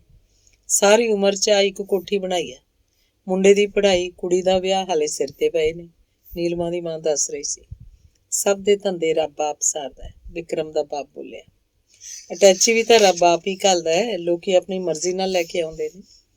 ਅਸੀਂ ਕਿਹੜਾ ਕਿਸੇ ਨੂੰ ਆਖਣ ਜਾਂਦੇ ਹਾਂ। ਮੈਂ ਤਾਂ ਬਹਾਦਰ ਇਹਨਾਂ ਦੇ ਚਪੜਾਸੀ ਨੂੰ ਆਖ ਛੱਡਿਆ ਵੀ ਸਾਹਿਬ ਤੋਂ ਚੋਰੀਆਂ ਇੱਕ ਦੋ ਬੰਦਿਆਂ ਨਾਲ ਮੇਰੀ ਗੱਲ ਕਰਾ ਦਿਆ ਕਰ। ਨੇਰੇ ਸਵੇਰੇ ਅਗਲੇ ਅਟੈਚੀ ਫੜਾ ਜਾਂਦੇ ਨੇ। ਮੈਂ ਇਹਨਾਂ ਤੇ ਜ਼ੋਰ ਪਾ ਕੇ ਆਖ ਦਿੰਦੀ ਹਾਂ ਵੀ ਮੇਰੀ ਸਹੇਲੀ ਦਾ ਪੁੱਤ ਹੈ, ਜੇ ਅਗਲਾ ਆਪ ਹੀ ਸਿਲੈਕਟ ਹੋ ਗਿਆ ਤਾਂ ਰੱਖ ਲਓ, ਨਹੀਂ ਮੋੜ ਦਿਓ। ਇਉਂ ਹੀ ਮੈਂ ਨੀਲਮਾ ਦੇ ਵਿਆਹ ਜੋਗੇ ਤਾਂ ਕਰ ਰੱਖੇ ਨੇ। ਨੀਲਮਾ ਦੀ ਮਾਂ ਬੋਲੀ। ਤੁਸੀਂ ਸਿਆਣੇ ਹੋ ਭੈਣ ਜੀ, ਪੈਸੇ ਬਿਨਾਂ ਤਾਂ ਅੱਜ ਕੱਲ੍ਹ ਬੰਦੇ ਦੀ ਕੁੱਤੇ ਜਿੰਨੀ ਵੀ ਸਿਆਣ ਨਹੀਂ। ਧੀ ਪੁੱਤ ਦਾ ਵਿਆਹ ਤਾਂ ਆਪਣੇ ਸਟੈਂਡਰਡ ਦਾ ਹੀ ਕਰਨਾ ਹੁੰਦਾ। ਅਸੀਂ ਹੁਣ ਆਪਣੀ ਧੀ ਵਿਆਹੀ ਹੈ ਤਾਂ ਅਗਲਿਆਂ ਨੇ ਪਹਿਲਾਂ ਆਖ ਦਿੱਤਾ ਵੀ 50 ਲੱਖ ਲਾਉਣਾ ਪਊ। ਕੁੜੀ ਤੇ ਤਾਂ ਇੰਨਾ ਪੈਸਾ ਲਾਇਆ, ਪਰ ਆਖਦੇ ਨੇ ਵਿਕਰਮ ਦੇ ਵਿਆਹ ਵੇਲੇ ਕਿਸੇ ਧੀ ਵਾਲੇ ਨੂੰ ਕਾਰਮ ਨਹੀਂ ਕਾਰਮਣੀ। ਵਿਕਰਮ ਦੀ ਮਾਂ ਦੱਸ ਰਹੀ ਸੀ। ਉਹ ਧੀਆਂ ਵਾਲੇ ਕਿਹੜਾ ਅੱਜ ਕੱਲ੍ਹ ਨਿਆਣੇ ਨੇ, ਉਹਨਾਂ ਨੂੰ ਆਪ ਹੀ ਪਤਾ ਹੁੰਦਾ ਜਿਹੋ ਜਿਹੇ ਗੱਜ ਪੜਵਾਵਾਂਗੇ ਉਹੋ ਜਿਹਾ ਮੁੱਲ ਤਾਂ ਦੇਣਾ ਪਊ। ਨੀਲਮਾ ਦੀ ਮਾਂ ਨੇ ਦੱਸਿਆ। ਗੱਲਾਂ ਬਾਤਾਂ ਤੋਂ ਦੋਵੇਂ ਧਿਰਾਂ ਸੰਤੁਸ਼ਟ ਸਨ। ਵਿਕਰਮ ਦੇ ਮਾਪੇ ਅੰਮ੍ਰਿਤਸਰ ਨੂੰ ਚਲੇ ਗਏ। ਉਹਨਾਂ ਦੇ ਜਾਣ ਮਗਰੋਂ ਨੀਲਮਾ ਮਾਂ ਦੇ ਕੋਲ ਆਈ ਤੇ ਹਰਕ ਕੇ ਆਖਣ ਲੱਗੀ, ਮੇਰੇ ਵਿਆਹ ਦੀ ਗੱਲ ਨਾ ਕਿਸੇ ਨਾਲ ਪੱਕੀ ਕਰਿਓ। ਮੈਂ ਨਹੀਂ ਅਜੇ ਵਿਆਹ ਕਰਨਾ। ਵਿਆਹ ਨਹੀਂ ਕਰੇਂਗੀ ਤਾਂ ਕੀ ਜੱਜ ਲੱਗੇਗੀ? ਪਿਓ ਜਿੰਨਾ ਚਿਰ ਇਸ ਨੌਕਰੀ ਤੇ ਹੈ ਉਨਾ ਚਿਰ ਹੀ ਪੁੱਛ ਪ੍ਰਤੀਤ ਹੈ, ਮਗਰੋਂ ਕਿਸੇ ਨੇ ਡੇਲਿਆਂ ਵੱਟੇ ਨਹੀਂ ਸਿਆਣਨਾ। ਨੀਲਮਾ ਦੀ ਮਾਂ ਨੇ ਆਖਿਆ ਤੇ ਉੱਥੋਂ ਉੱਠ ਕੇ ਆਪਣੇ ਕਮਰੇ 'ਚ ਚਲੀ ਗਈ। ਉਹ ਸੋਚਦੀ ਸੀ ਇਸ ਪਿਓ ਧੀ ਦੀ ਮੱਤ ਨੂੰ ਪਤਾ ਨਹੀਂ ਕੀ ਹੋਇਆ। ਆਪਣੇ ਕਮਰੇ 'ਚ ਜਾ ਕੇ ਨੀਲਮਾ ਨੇ ਆਪਣੇ ਨੋਟਸ ਵਾਲੀਆਂ ਕਾਪੀਆਂ ਲਈਆਂ ਤੇ ਨਾਲ ਹੀ ਲਾਇਬ੍ਰੇਰੀ 'ਚੋਂ ਕਢਾਈਆਂ ਕਿਤਾਬਾਂ ਲੈ ਲਈਆਂ ਤੇ ਉਹ ਡਰਾਈਵਰ ਨੂੰ ਨਾਲ ਲੈ ਕੇ ਰਾਹੁਲ ਦੇ ਘਰ ਨੂੰ ਚਲੀ ਗਈ। ਰਸਤੇ 'ਚ ਉਹਨੇ ਆਪਣੇ ਨੋਟਸ ਫੋਟੋਸਟੇਟ ਵੀ ਕਰਵਾ ਲਏ। ਗੇਟ ਉੱਪਰ ਹੀ ਰਾਹੁਲ ਦੇ ਪਾਪਾ ਨੂੰ ਕਿਤਾਬਾਂ ਤੇ ਨੋਟਸ ਰਾਹੁਲ ਲਈ ਫੜਾ ਕੇ ਉਹ ਵਾਪਸ ਜਾਣ ਲੱਗੀ ਤਾਂ ਰਿਪੁਦਮਨ ਨੇ ਆਖਿਆ, ਅੰਦਰ ਆ ਜਾ ਬੇਟਾ, ਰਾਹੁਲ ਨੂੰ ਸਮਝਾ ਵੀ ਦੇ ਕਿਸ ਕਿਸ ਚੀਜ਼ ਦੇ ਨੋਟਸ ਨੇ। ਉਹ ਅੰਦਰ ਆ ਗਈ। ਰਿਪੁਦਮਨ ਆਪ ਉਹਦੇ ਲਈ ਤੇ ਰਾਹੁਲ ਲਈ ਅੰਗੂਰ ਪਲੇਟ 'ਚ ਪਾ ਕੇ ਲੈ ਆਇਆ। ਨਹੀਂ ਅੰਕਲ ਰਹਿਣ ਦਿਓ, ਨੀਲਮਾ ਬੋਲੀ। ਮੈਨੂੰ ਅੱਜ ਹੀ ਚੰਡੀਗੜ੍ਹ ਜਾਣਾ ਪੈਣਾ, ਰਿਪੁਦਮਨ ਨੇ ਦੱਸਿਆ। ਤੁਸੀਂ ਤਾਂ ਅੰਕਲ ਛੁੱਟੀ ਲਈ ਹੋਈ ਸੀ, ਨੀਲਮਾ ਨੇ ਆਖਿਆ। ਥੋੜ੍ਹੀ ਦੇਰ ਪਹਿਲਾਂ ਫੋਨ ਆਇਆ ਸੀ ਕਿ ਜਿਸ ਮਕਾਨ 'ਚ ਮੈਂ ਚੰਡੀਗੜ੍ਹ ਰਹਿੰਦਾ ਸੀ ਉਸ 'ਚ ਚੋਰੀ ਹੋ ਗਈ ਹੈ, ਰਿਪੁਦਮਨ ਨੇ ਪਰੇਸ਼ਾਨ ਜਿਹਾ ਹੋ ਕੇ ਦੱਸਿਆ। ਉਸ ਮਕਾਨ 'ਚ ਖਾਸ ਕਿਹੜੀਆਂ ਚੀਜ਼ਾਂ ਸਨ ਜੋ ਚੋਰੀ ਹੋ ਗਈਆਂ ਹੋਣਗੀਆਂ? ਨੀਲਮਾ ਪੁੱਛ ਰਹੀ ਸੀ। ਚੋਰ ਕੋਈ ਭੇਤੀ ਲੱਗਦਾ ਹੈ। ਮੈਂ ਚੰਡੀਗੜ੍ਹ ਇੱਕ ਫਲੈਟ ਖਰੀਦਣਾ ਸੀ, ਜਿਸ ਲਈ ਪੈਸੇ ਇਕੱਠੇ ਕਰ ਰਿਹਾ ਸੀ। ਉਹ ਸਾਰੇ ਪੈਸੇ ਘਰ ਹੀ ਅਲਮਾਰੀ ਦੇ ਸੇਫ 'ਚ ਪਏ ਸੀ, ਉਹ ਸਾਰੇ ਚੋਰੀ ਹੋ ਗਏ ਨੇ। ਚੋਰੀ ਪਾਪਾ ਦੀ ਫਰੈਂਡ ਨੇ ਹੀ ਕਰ ਲਈ ਹੋਣੀ ਹੈ, ਰਾਹੁਲ ਨੇ ਜਦੋਂ ਆਖਿਆ ਤਾਂ ਰਿਪੁਦਮਨ ਵਧੇਰੇ ਹੀ ਪਰੇਸ਼ਾਨ ਹੋ ਗਿਆ। ਉਹਨੂੰ ਚੇਤਾ ਵੀ ਨਹੀਂ ਸੀ ਕਿ ਰਾਹੁਲ ਉਸ ਬਾਰੇ ਇੰਨਾ ਕੁਝ ਜਾਣਦਾ, ਤੇ ਨਾ ਹੀ ਇਸ ਗੱਲ ਦਾ ਚੇਤਾ ਸੀ ਕਿ ਉਹ ਔਰਤ ਜੋ ਉਸ ਨਾਲ ਮਰਨ ਜੰਮਣ ਦੇ ਰਿਸ਼ਤੇ ਗੰਢ ਰਹੀ ਸੀ ਪੈਸੇ ਚੋਰੀ ਕਰਕੇ ਵੀ ਲਿਜਾ ਸਕਦੀ ਹੈ। ਉਸੇ ਲਈ ਤਾਂ ਉਹਨੇ ਫਲੈਟ ਖਰੀਦਣਾ ਸੀ, ਫਿਰ ਉਹਨੂੰ ਚੋਰੀ ਕਰਨ ਦੀ ਕੀ ਲੋੜ ਸੀ? ਰਿਪੁਦਮਨ ਸੋਚ ਰਿਹਾ ਸੀ। ਚੰਡੀਗੜ੍ਹ ਲਈ ਤਿਆਰ ਹੁੰਦੇ ਦੇ ਉਹਦੇ ਮਨ 'ਚ ਆ ਰਿਹਾ ਸੀ, ਮੇਰੀ ਕਮਾਈ ਇਉਂ ਕਿਉਂ ਡੁੱਬ ਜਾਂਦੀ ਹੈ? ਪਹਿਲਾਂ ਸ਼ਹਿਰਾਂ 'ਚ ਘਾਟਾ ਪਿਆ ਤੇ ਹੁਣ ਚੋਰੀ ਤਾਂ ਬਹਾਨਾ ਹੋਣਾ ਹੈ। ਸਾਲੀ ਸਰੋਜ ਨਹੀਂ ਇੱਧਰ ਉੱਧਰ ਕਰ ਲਏ ਹੋਣਗੇ, ਹੋਰ ਕਿਸੇ ਨੂੰ ਕੀ ਸੁਪਨਾ ਆਉਂਦਾ? ਇਹ ਜਨਾਨੀਆਂ ਹੁੰਦੀਆਂ ਹੀ ਹਰਾਮ ਖੋਰ ਇਹੋ ਜਿਹੀਆਂ ਨੇ। ਉਹ ਅੰਦਰ ਤਿਆਰ ਹੋ ਰਿਹਾ ਸੀ ਤੇ ਨੀਲਮਾ ਨੇ ਰਾਹੁਲ ਨੂੰ ਆਖਿਆ, ਆਂਟੀ ਕਿੱਥੇ ਚਲੇ ਗਏ? ਦਿੱਲੀ ਨੇ, ਰਾਹੁਲ ਨੇ ਦੱਸਿਆ। ਕਿਹਦੇ ਕੋਲ? ਨੀਲਮਾ ਪੁੱਛ ਰਹੀ ਸੀ। ਕਿਧਰੇ ਰੁਲਦੇ ਹੋਣੇ ਨੇ ਵਿਚਾਰੇ, ਰਾਹੁਲ ਨੇ ਉਦਾਸ ਹੋ ਕੇ ਦੱਸਿਆ। ਤੂੰ ਜਾ ਕੇ ਲੈ ਆ, ਨੀਲਮਾ ਬੋਲੀ। ਮੈਂ ਜ਼ਰਾ ਠੀਕ ਹੋ ਜਾਵਾਂ ਫੇਰ ਜਾਵਾਂਗਾ, ਰਾਹੁਲ ਨੇ ਦੱਸਿਆ। ਇੰਨੇ ਨੂੰ ਰਿਪੁਦਮਨ ਚੰਡੀਗੜ੍ਹ ਜਾਣ ਲਈ ਤਿਆਰ ਹੋ ਕੇ ਬਾਹਰ ਆਇਆ। ਅੱਛਾ ਬੇਟਾ ਰਾਹੁਲ, ਮੈਂ ਕੋਸ਼ਿਸ਼ ਕਰਾਂਗਾ ਰਾਤ ਤੱਕ ਆ ਜਾਵਾਂ। ਰਾਮ ਲਾਲ ਖਾਣਾ ਤਾਂ ਲਿਆਈ ਦੇਗਾ ਤੇਰੇ ਲਈ, ਥੋੜਾ ਥੋੜਾ ਚੱਲਣ ਦੀ ਵੀ ਕੋਸ਼ਿਸ਼ ਕਰਿਆ ਕਰ, ਰਿਪੁਦਮਨ ਬੋਲਿਆ। ਅੱਛਾ ਅੰਕਲ, ਮੈਂ ਵੀ ਚੱਲਦੀ ਹਾਂ, ਆਖਦੀ ਨੀਲਮਾ ਵੀ ਉੱਠ ਖੜੀ ਹੋਈ। ਮੇਰਾ ਤਾਂ ਜੀ ਕਰਦਾ ਨੀਲਮਾ, ਤੂੰ ਮੇਰੀ ਉਹ ਬੇਟੀ ਹੁੰਦੀ ਤੇ ਹਮੇਸ਼ਾ ਸਾਡੇ ਕੋਲ ਹੀ ਰਹਿੰਦੀ ਹੁੰਦੀ, ਰਿਪੁਦਮਨ ਨੇ ਹੱਸ ਕੇ ਆਖਿਆ। ਹੁਣ ਵੀ ਤਾਂ ਤੁਹਾਡੀ ਬੇਟੀਆਂ ਅੰਕਲ, ਜਦੋਂ ਨੀਲਮਾ ਨੇ ਆਖਿਆ ਤਾਂ ਰਿਪੁਦਮਨ ਨੂੰ ਬੜਾ ਚੰਗਾ ਲੱਗਿਆ। ਇਸ ਤੋਂ ਮਗਰੋਂ ਨੀਲਮਾ ਕਾਲਜ ਚਲੀ ਗਈ ਤੇ ਰਿਪੁਦਮਨ ਪਰੇਸ਼ਾਨ ਜਿਹਾ ਹੋਇਆ ਚੰਡੀਗੜ੍ਹ ਚਲਾ ਗਿਆ। ਅਖੀਰਲਾ ਅੰਗ 18ਵਾਂ। ਇੱਕ ਦਿਨ ਮਾਇਆ ਦੇ ਬਾਪ ਦਾ ਫੋਨ ਆਇਆ। ਰਾਹੁਲ ਨੇ ਚੁੱਕਿਆ। ਉਹ ਮਾਇਆ ਬਾਰੇ ਪੁੱਛ ਰਿਹਾ ਸੀ। ਮਾਂ ਨਾਰਾਜ਼ ਹੋ ਕੇ ਗਈ ਹੈ, ਰਾਹੁਲ ਨੇ ਦੱਸਿਆ ਤੇ ਨਾਲ ਹੀ ਮਾਇਆ ਦਾ ਮਾਡਰਨ ਬੁਟੀਕ ਵਾਲਾ ਪਤਾ ਦੱਸ ਦਿੱਤਾ। ਤੀਸਰੇ ਕੁ ਦਿਨ ਉਹਦੀ ਬੀਬੀ ਤੇ ਪਾਪਾ ਦਿੱਲੀ ਪਹੁੰਚ ਗਏ। ਮਾਡਰਨ ਬੁਟੀਕ ਉਹਨਾਂ ਨੂੰ ਲੱਭ ਗਈ। ਉਹਨਾਂ ਨੂੰ ਆਏ ਦੇਖ ਮਾਇਆ ਹੈਰਾਨ ਹੋ ਗਈ ਤੇ ਫਿਰ ਉਹਨਾਂ ਨੂੰ ਗਰਾਜ ਦੇ ਮਗਰ ਆਪਣੇ ਕਮਰੇ 'ਚ ਲੈ ਆਈ। ਮਾਂ ਬਾਪ ਉਹਦੇ ਮੰਜੀ ਤੇ ਬੈਠ ਗਏ ਤੇ ਆਪ ਉਹ ਪੁੰਜੇ ਪਟੜੀ ਤੇ ਬੈਠ ਗਈ। ਪਾਣੀ ਦਾ ਗਲਾਸ ਦਿੰਦਿਆਂ ਉਹਨੇ ਪੁੱਛਿਆ, ਚਾਹ ਬਣਾਵਾਂ? ਨਹੀਂ, ਗੱਡੀ ਤੋਂ ਉਤਰ ਕੇ ਅਸੀਂ ਬ੍ਰੇਕਫਾਸਟ ਲਿਆ ਤੇ ਚਾਹ ਪੀ ਲਈ ਸੀ, ਉਹਦੀ ਬੀਬੀ ਨੇ ਦੱਸਿਆ। ਇਹ ਤੂੰ ਕੀ ਦਸ਼ਾ ਬਣਾ ਰੱਖੀ ਹੈ? ਉਹਦੇ ਪਾਪਾ ਜੀ ਨੇ ਪੁੱਛਿਆ। ਉਹ ਗੋਡਿਆਂ 'ਚ ਮੂੰਹ ਦੇ ਕੇ ਰੋਣ ਲੱਗ ਪਈ। ਮੈਂ ਮਰ ਤਾਂ ਨਹੀਂ ਸੀ ਗਿਆ, ਮੈਨੂੰ ਦੱਸਦੀ, ਬਾਪ ਉਹਦਾ ਬੋਲਿਆ। ਗੱਲ ਕੀ ਹੋਈ? ਉਹਦੀ ਬੀਬੀ ਨੇ ਸਿਰ ਤੇ ਹੱਥ ਧਰ ਕੇ ਪੁੱਛਿਆ। ਰਾਹੁਲ ਦਾ ਪਾਪਾ ਬਹੁਤ ਦੁਖੀ ਕਰਨ ਲੱਗ ਪਿਆ ਸੀ। ਗਾਲਾਂ ਦੇਣੀਆਂ ਤੇ ਮਾਰਨਾ ਆਮ ਗੱਲ ਹੋ ਗਈ ਸੀ, ਮਾਇਆ ਨੇ ਦੱਸਿਆ। ਰਾਹੁਲ ਕੁਝ ਨਹੀਂ ਸੀ ਕਹਿੰਦਾ, ਉਹਦੀ ਬੀਬੀ ਨੇ ਪੁੱਛਿਆ। ਰਾਹੁਲ ਦੇ ਸਾਹਮਣੇ ਮਾਡਲ ਪਿਓ ਦਾ ਹੀ ਸੀ, ਉਹ ਵੀ ਮੈਨੂੰ ਘੂਰਨ ਲੱਗ ਪਿਆ ਸੀ। ਘਰਾਂ 'ਚ 100 ਤੱਤੀਆਂ ਠੰਡੀਆਂ ਗੱਲਾਂ ਹੋ ਜਾਂਦੀਆਂ ਨੇ, ਇਉਂ ਘਰ ਛੱਡ ਕੇ ਥੋੜਾ ਆ ਜਾਈਦਾ। ਲੋਕੀ 100 ਗੱਲਾਂ ਬਣਾਉਂਦੇ ਹੋਣਗੇ। ਚੱਲ ਉੱਠ, ਮੈਂ ਚੱਲਦਾ ਤੇਰੇ ਨਾਲ, ਦੇਖਦਾ ਰਾਹੁਲ ਤੇ ਨਾਲੇ ਉਹਦੇ ਪਿਓ ਕੀ ਕਹਿੰਦੇ ਨੇ ਤੈਨੂੰ। ਇਉਂ ਆਪਣਾ ਘਰ ਨਹੀਂ ਛੱਡ ਆਈਦਾ, ਮਾਇਆ ਦੇ ਪਿਓ ਨੇ ਆਖਿਆ। ਪਾਪਾ ਮੇਰਾ ਕਿਧਰੇ ਕੋਈ ਘਰ ਨਹੀਂ, ਮੈਂ ਕਿਧਰੇ ਨਹੀਂ ਜਾਣਾ, ਉਹਨੇ ਰੁੱਖਾ ਜਿਹਾ ਜਵਾਬ ਦਿੱਤਾ। ਇੱਥੇ ਉਹ ਦਿਹਾੜੀਆਂ ਕਰਕੇ ਝੱਟ ਲੰਘਾਉਂਦੀ ਚੰਗੀ ਲੱਗਦੀ, ਇਦੋਂ ਤਾਂ ਸਾਡੇ ਕੋਲ ਆ ਜਾ। ਉਹਨਾਂ ਨੂੰ ਤਾਂ ਜਦ ਆਪ ਹੱਥ ਸਾੜਨੇ ਪਏ ਮਿਆਂਗ ਕੇ ਤੈਨੂੰ ਲੈਣ ਆਉਣਗੇ ਪਿਓ ਪੁੱਤ, ਮਾਇਆ ਦੀ ਬੀਬੀ ਬੋਲੀ।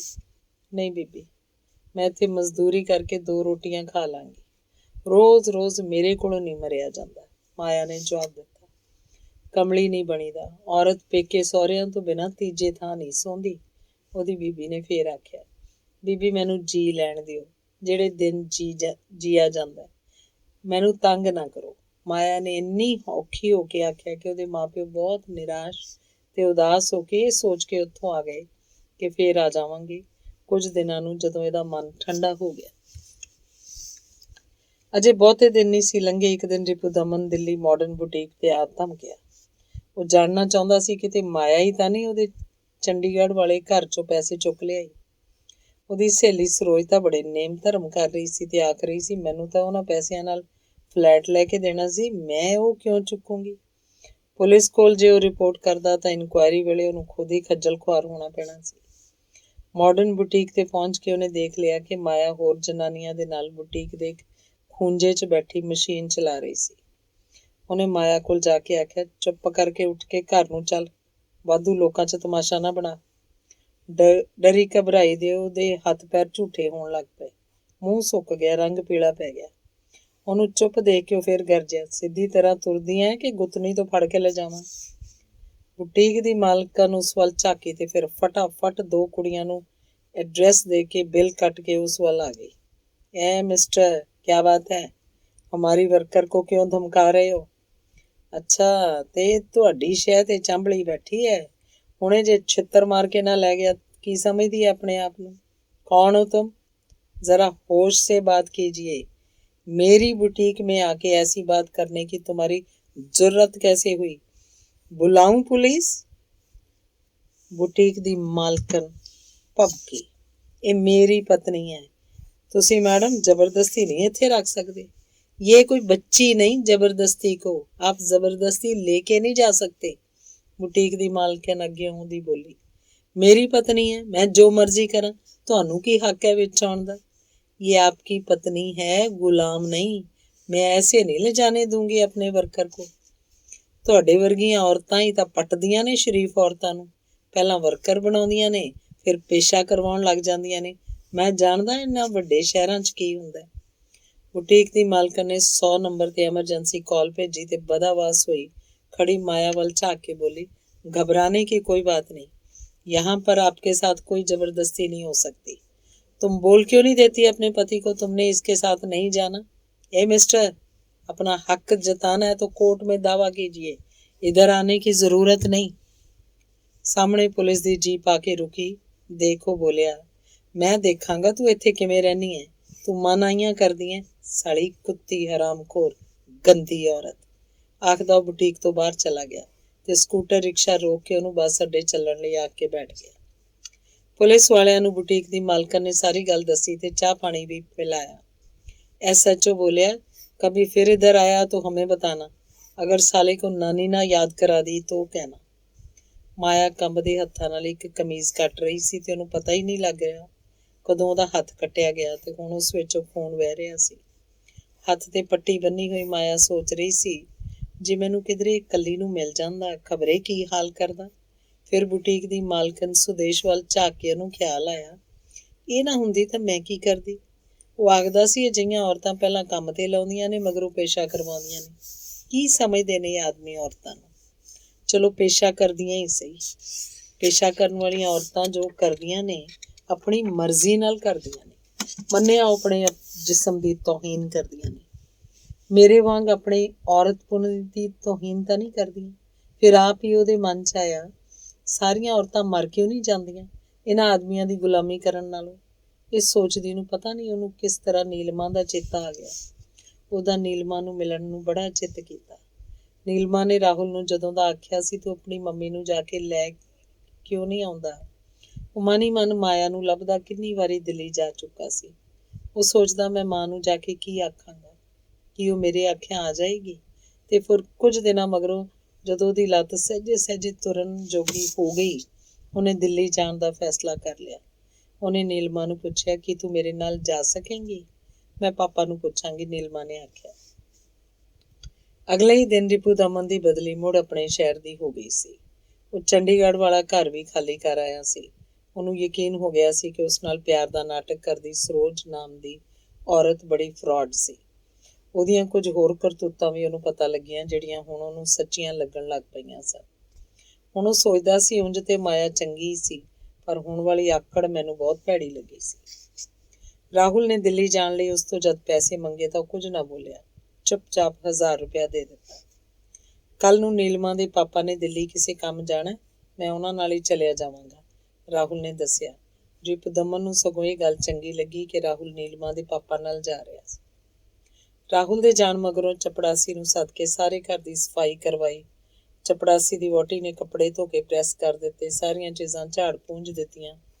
ਰਿਪੂ ਦਮਨ ਨੂੰ ਮਨ ਹੀ ਮਨ ਸ਼ਾਇਦ ਕਿਧਰੇ ਆਸ ਸੀ ਕਿ ਮਾਇਆ ਰਾਹੁਲ ਨਾਲ ਆ ਜਾਏਗੀ।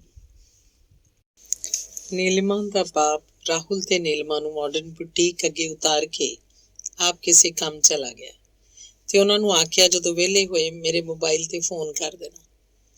ਰਾਹੁਲ ਤੇ ਨੀਲਿਮਾ ਜਦੋਂ ਬੁਟੀਕ ਦੇ ਅੰਦਰ ਪਹੁੰਚੇ, ਮਾਇਆ ਉਹਨਾਂ ਨੂੰ ਦੇਖ ਕੇ ਚੌਂਕ ਗਈ ਤੇ ਮਨ ਹੀ ਮਨ ਜਿਵੇਂ ਖੁਸ਼ ਹੋ ਗਈ। ਉਹ ਰਾਹੁਲ ਤੇ ਨੀਲਿਮਾ ਨੂੰ ਆਪਣੇ ਸੁੰਨੇ ਜਿਹੇ ਕਮਰੇ 'ਚ ਲੈ ਗਈ। ਉਹ ਲੋਕਾਂ ਦੇ ਸਾਹਮਣੇ ਕੋਈ ਗੱਲ ਨਹੀਂ ਸੀ ਕਰਨਾ ਚਾਹੁੰਦੀ। ਕਮਰੇ 'ਚ ਪਹੁੰਚ ਕੇ ਨੀਲਿਮਾ ਤੇ ਮਾਇਆ ਮੰਜੇ ਉੱਤੇ ਬੈਠ ਗਈਆਂ। ਰਾਹੁਲ ਸਟੂਲ ਤੇ ਬੈਠ ਗਿਆ। ਕੁਝ ਪਲ ਉਹ ਰਾਹੁਲ ਵੱਲ ਵੇਖਦੀ ਰਹੀ, ਫਿਰ ਉਹਦੀਆਂ ਅੱਖਾਂ ਭਰ ਆਈਆਂ। ਰਾਹੁਲ ਕਿੰਨਾ ਕਮਜ਼ੋਰ ਹੋ ਗਿਆ ਸੀ, ਉਹਦਾ ਰੰਗ ਪੀਲਾ ਪੈ ਗਿਆ ਸੀ। ਹੁਣ ਕੀ ਹਾਲ ਹੈ ਤੇਰਾ? ਉਹਨੇ ਰਾਹੁਲ ਨੂੰ ਡੁੱਬਦੀ ਆਵਾਜ਼ 'ਚ ਪੁੱਛਿਆ। ਆਂਟੀ, ਰਾਹੁਲ ਦਾ ਐਕਸੀਡੈਂਟ ਹੋ ਗਿਆ ਸੀ। ਇਹ ਤਾਂ ਕਿੰਨੇ ਦਿਨ ਇਕੱਲਾ ਹੀ ਸਰਕਾਰੀ ਹਸਪਤਾਲ 'ਚ ਪਿਆ ਰਿਹਾ, ਕਿਸੇ ਨੂੰ ਪਤਾ ਹੀ ਨਹੀਂ ਲੱਗਿਆ ਨਾ ਤੁਸੀਂ ਉੱਥੇ ਸੀ ਨਾ ਅੰਕਲ, ਨੀਲਿਮਾ ਨੇ ਦੱਸਿਆ। ਸ਼ਾਇਦ ਇਹ ਉਹਨਾਂ ਦਿਨਾਂ ਦੀ ਗੱਲ ਹੈ, ਮੈਨੂੰ ਬੜੇ ਮਾੜੇ ਸੁਪਨੇ ਆਉਂਦੇ ਰਹੇ, ਮਾਇਆ ਨੇ ਦੱਸਿਆ। ਚੱਲ ਮੰਮੀ ਘਰ ਚੱਲੋ, ਮੈਂ ਤੁਹਾਨੂੰ ਲੈਣ ਆਇਆ, ਰਾਹੁਲ ਨੇ ਆਖਿਆ। ਮੈਂ ਨਹੀਂ ਜਾਣਾ, ਮੈਂ ਇੱਥੇ ਠੀਕ ਹਾਂ। ਪਲੀਜ਼ ਮੰਮੀ, ਗੁੱਸਾ ਛੱਡ ਦਿਓ, ਰਾਹੁਲ ਨੇ ਰੋਣ ਹਾਕਾ ਹੋ ਕੇ ਆਖਿਆ। ਮੈਂ ਕਿਸੇ ਨਾਲ ਨਹੀਂ, ਆਪਣੇ ਨਾਲ ਗੁੱਸੇ ਹਾਂ ਕਿ ਮੈਂ ਇੰਨਾ ਚਿਰ ਇਹ ਸਭ ਕੁਝ ਕਿਉਂ ਬਰਦਾਸ਼ਤ ਕਰਦੀ ਰਹੀ। ਕੀ ਇਸ ਤਰ੍ਹਾਂ ਰਹਿ ਕੇ ਤੁਸੀਂ ਔਖੇ ਨਹੀਂ ਹੋ ਰਹੇ? ਇੱਥੇ ਔਖ ਸਿਰਫ ਜਿਸਮਾਂ ਨੂੰ ਹੁੰਦੀ ਹੈ। ਮੈਂ ਤੁਹਾਨੂੰ ਲਿਜਾਏ ਬਿਨਾਂ ਨਹੀਂ ਜਾਣਾ। ਨਹੀਂ, ਮੇਰਾ ਤੁਹਾਡੇ ਨਾਲ ਕੋਈ ਰਿਸ਼ਤਾ ਨਹੀਂ। ਨਾਲੇ ਹਰਾਮਖੋਰ ਗੰਦੀ ਔਰਤ ਤੋਂ ਤੁਸੀਂ ਕੀ ਲੈਣਾ?